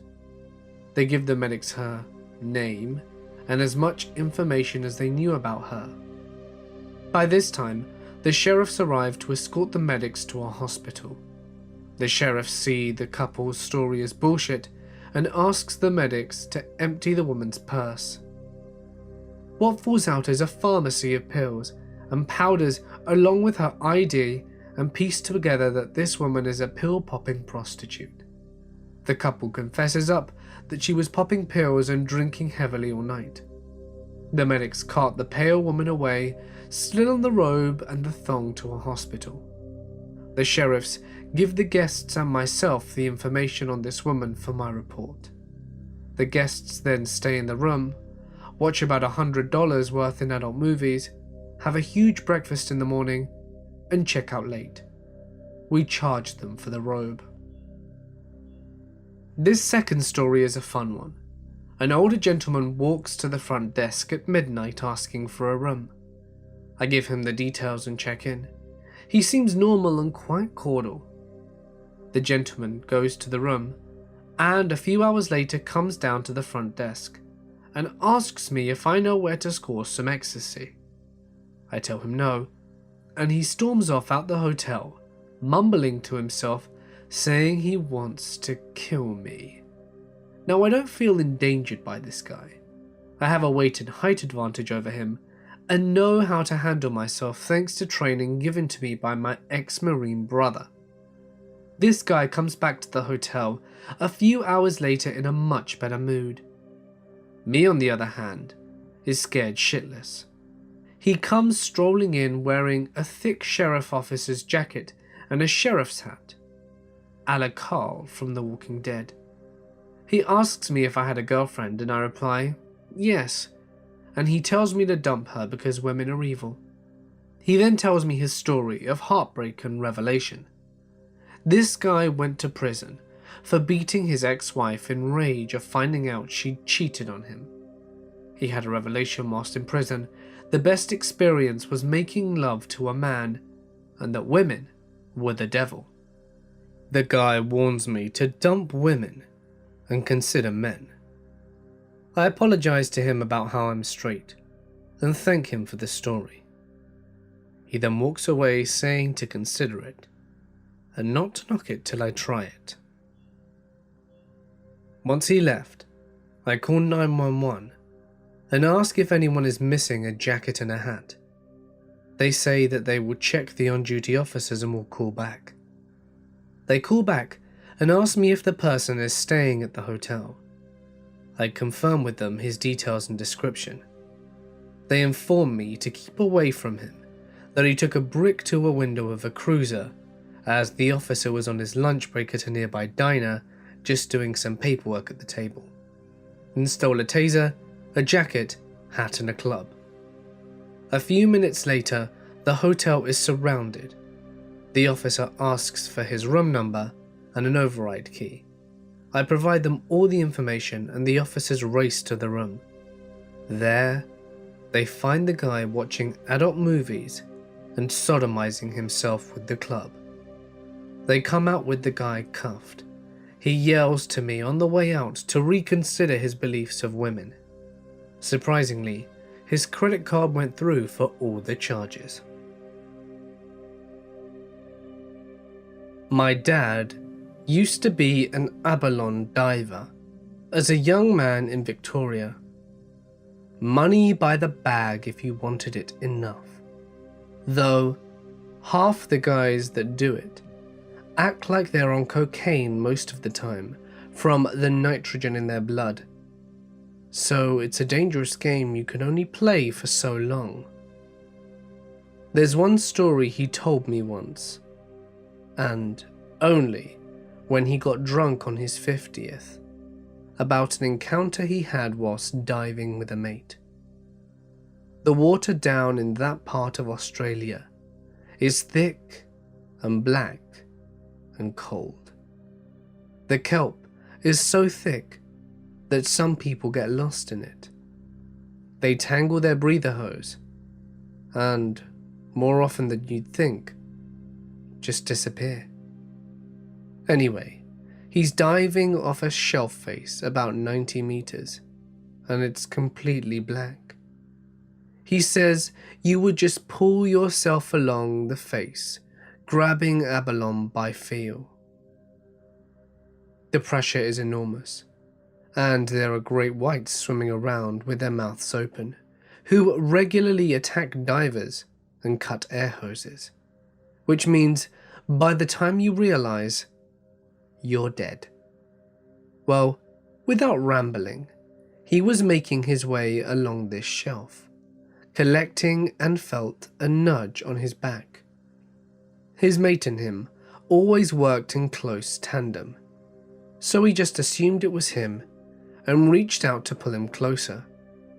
But as soon as his hand touched it, it just smashed him out the way and got its tail wrapped around the air hose, which ripped it off the connector to my dad's mask.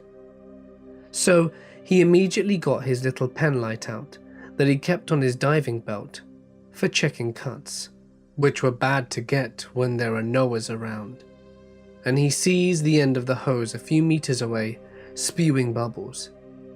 The thing that gives me chills is the way he describes that in the inky darkness 90 meters down, he could see nothing but the reflection of the bubbles from the hose and the dark, lifeless eyes of the great white behind it.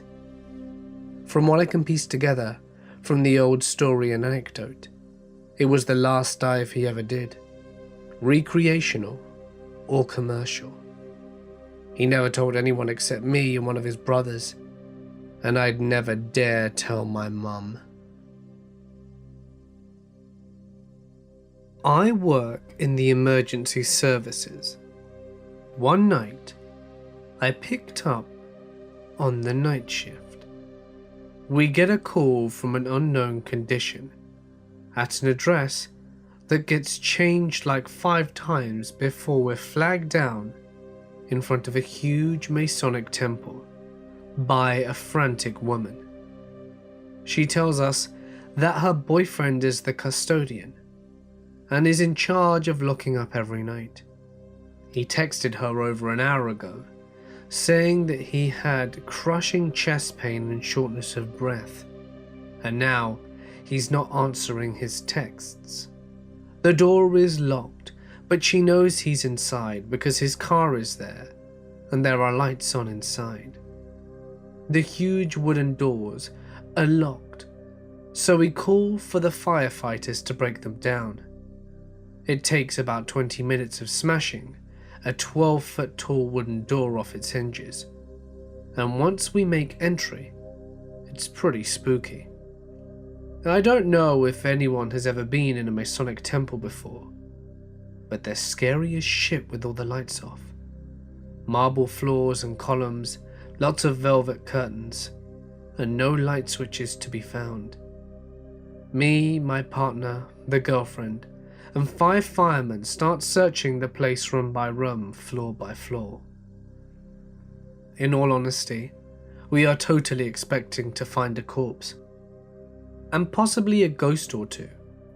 We clear the first floor and start up the stairs. An interesting thing about Masonic temples is that they tend to get stranger the higher you go in them. By the 3rd floor, they are all freaking us the hell out, and we're jumping at shadows. Somehow, we push onwards onto the 5th and final floor. At this point, there's a huge spooky chandelier with weird symbols painted everywhere, and even the firefighter, Lieutenant, is getting freaked out.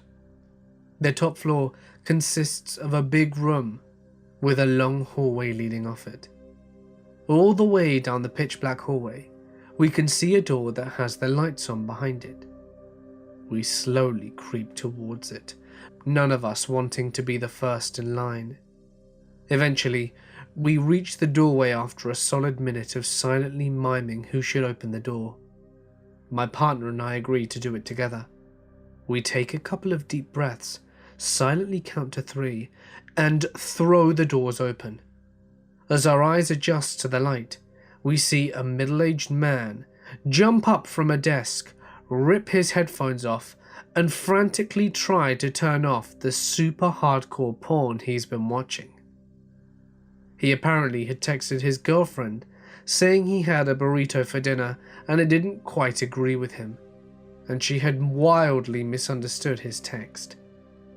As we all fled the building, we could still hear the couple arguing as he began to wonder how we'd gotten into the building and who would compensate them for the door.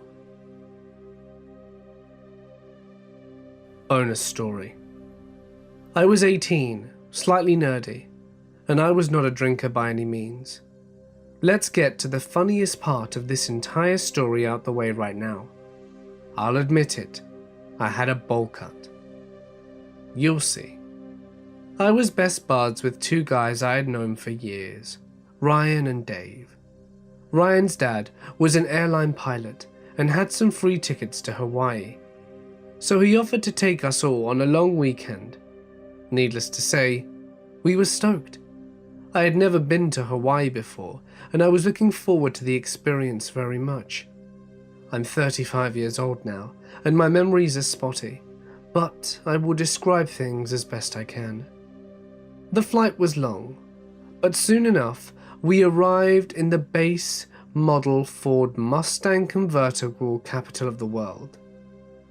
It seemed as if that were the only car available to rent on the island. Ryan, Dave and I were lucky enough to have our own room, which meant trouble at that age. We did some bar hopping and found it quite difficult to get alcohol from bartenders, since we all looked pretty damn young. Desperate times required desperate measures, so we found a guy in the stairwell in a hotel named Cal and asked him to buy us some booze. He agreed, and the debauchery ensued. Dave and I did a bit of drinking in the hotel room, and Ryan did quite a bit more. He was in pretty bad shape, and the place was a disaster. Beer cans were strewn about, and everything was a complete disarray. Ryan was sitting on the toilet in the bathroom, puking into the shower, when his dad called. He didn't like what he heard and said that he was coming up to check on us. He was in the same hotel only a few floors away, so we freaked out.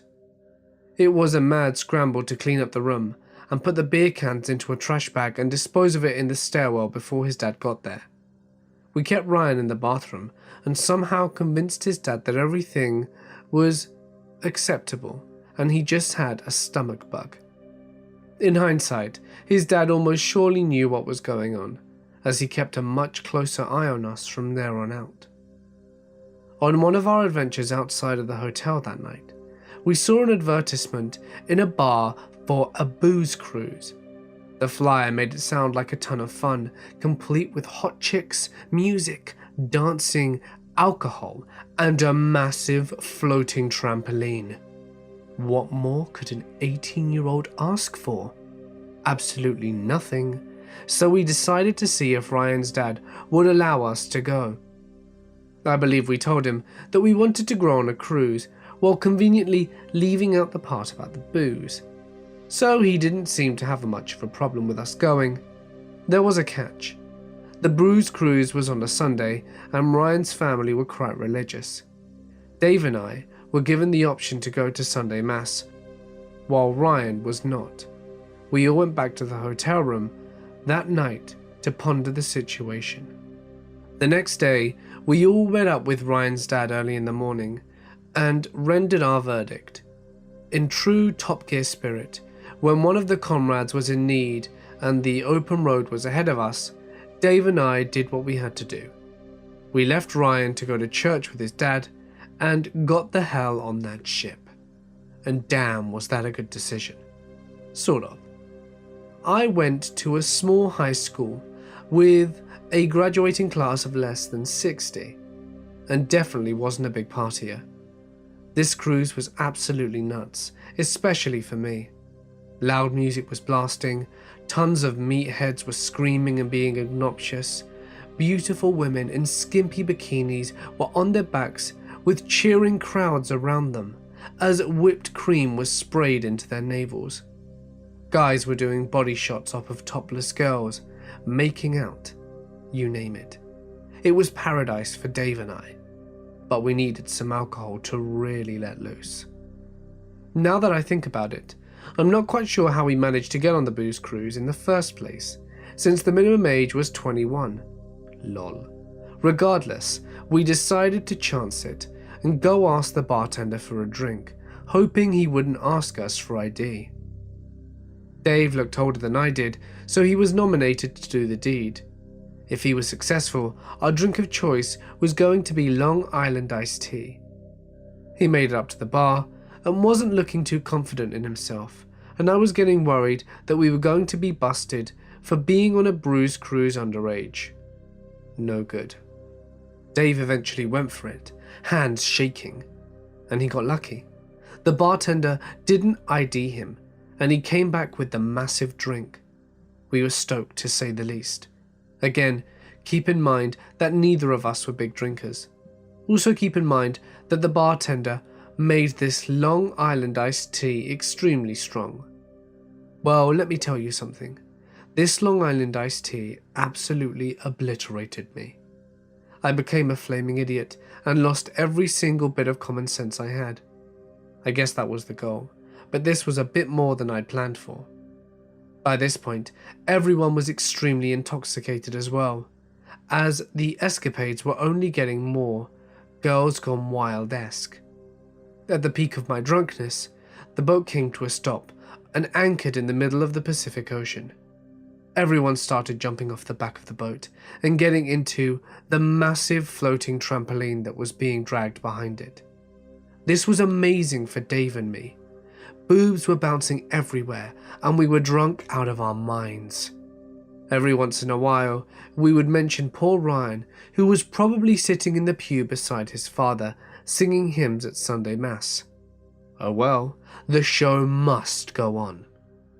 I then decided to join the festivities. When I do things, I normally go all out. It's all or nothing for me, and that would prove to be a bit problematic in this case. All of the other drunk people were jumping off the back of the boat, which was the proper place to jump off the boat, as it was lower and intended for such purpose. This didn't seem to be cool enough for me, however, as I climbed up on the side of the boat and let out a scream, then jumped into the ocean, fully clothed, with my wallet in my pocket. My wallet was forced out my pocket by the sudden impact from the 20-foot plus jump into the water, and unbeknownst to me, promptly sank to the bottom of the ocean floor. Dave and I continued to have a great time on the booze cruise, and our lives were perfect. I didn't realize that I lost my wallet until we disembarked the ship and got back to terra firma. This was not a good situation. At all. But fortunately, it was all pre-9/11, and Ryan's dad could pull some strings since he was a pilot. I eventually made it back to continental United States and got a new license from the DMV. All was normal for a couple of years. If you're still with me, then you're about to be rewarded just like I was. 2 years later, my mum received a manila envelope in the mail, sent from Colorado and addressed to me. I opened the envelope, and inside I found my wallet, worn and filled with sand, with my faded ID card and the tattered remains of a $20 bill inside. Also, in the envelope, was a handwritten letter that read, "My husband, Oliver, found your wallet in 90 feet of water. He was doing his 2 weeks with the Navy Reserves. He teaches scuba and is a master instructor. That day, he had a group of 8 people out in the ocean when he found your wallet. I hope you received this and haven't moved. I wonder how long it's been in the ocean in Hawaii. Sincerely, Margarita." I was floored. I could not believe this wallet made it back to me, years after my stupid ass had lost it in the middle of the Pacific Ocean.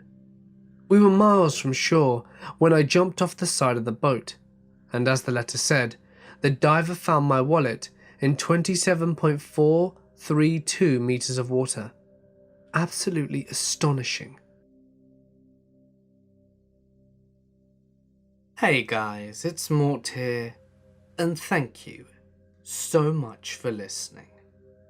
I thought this compilation would be a nice way to finish off Sunday.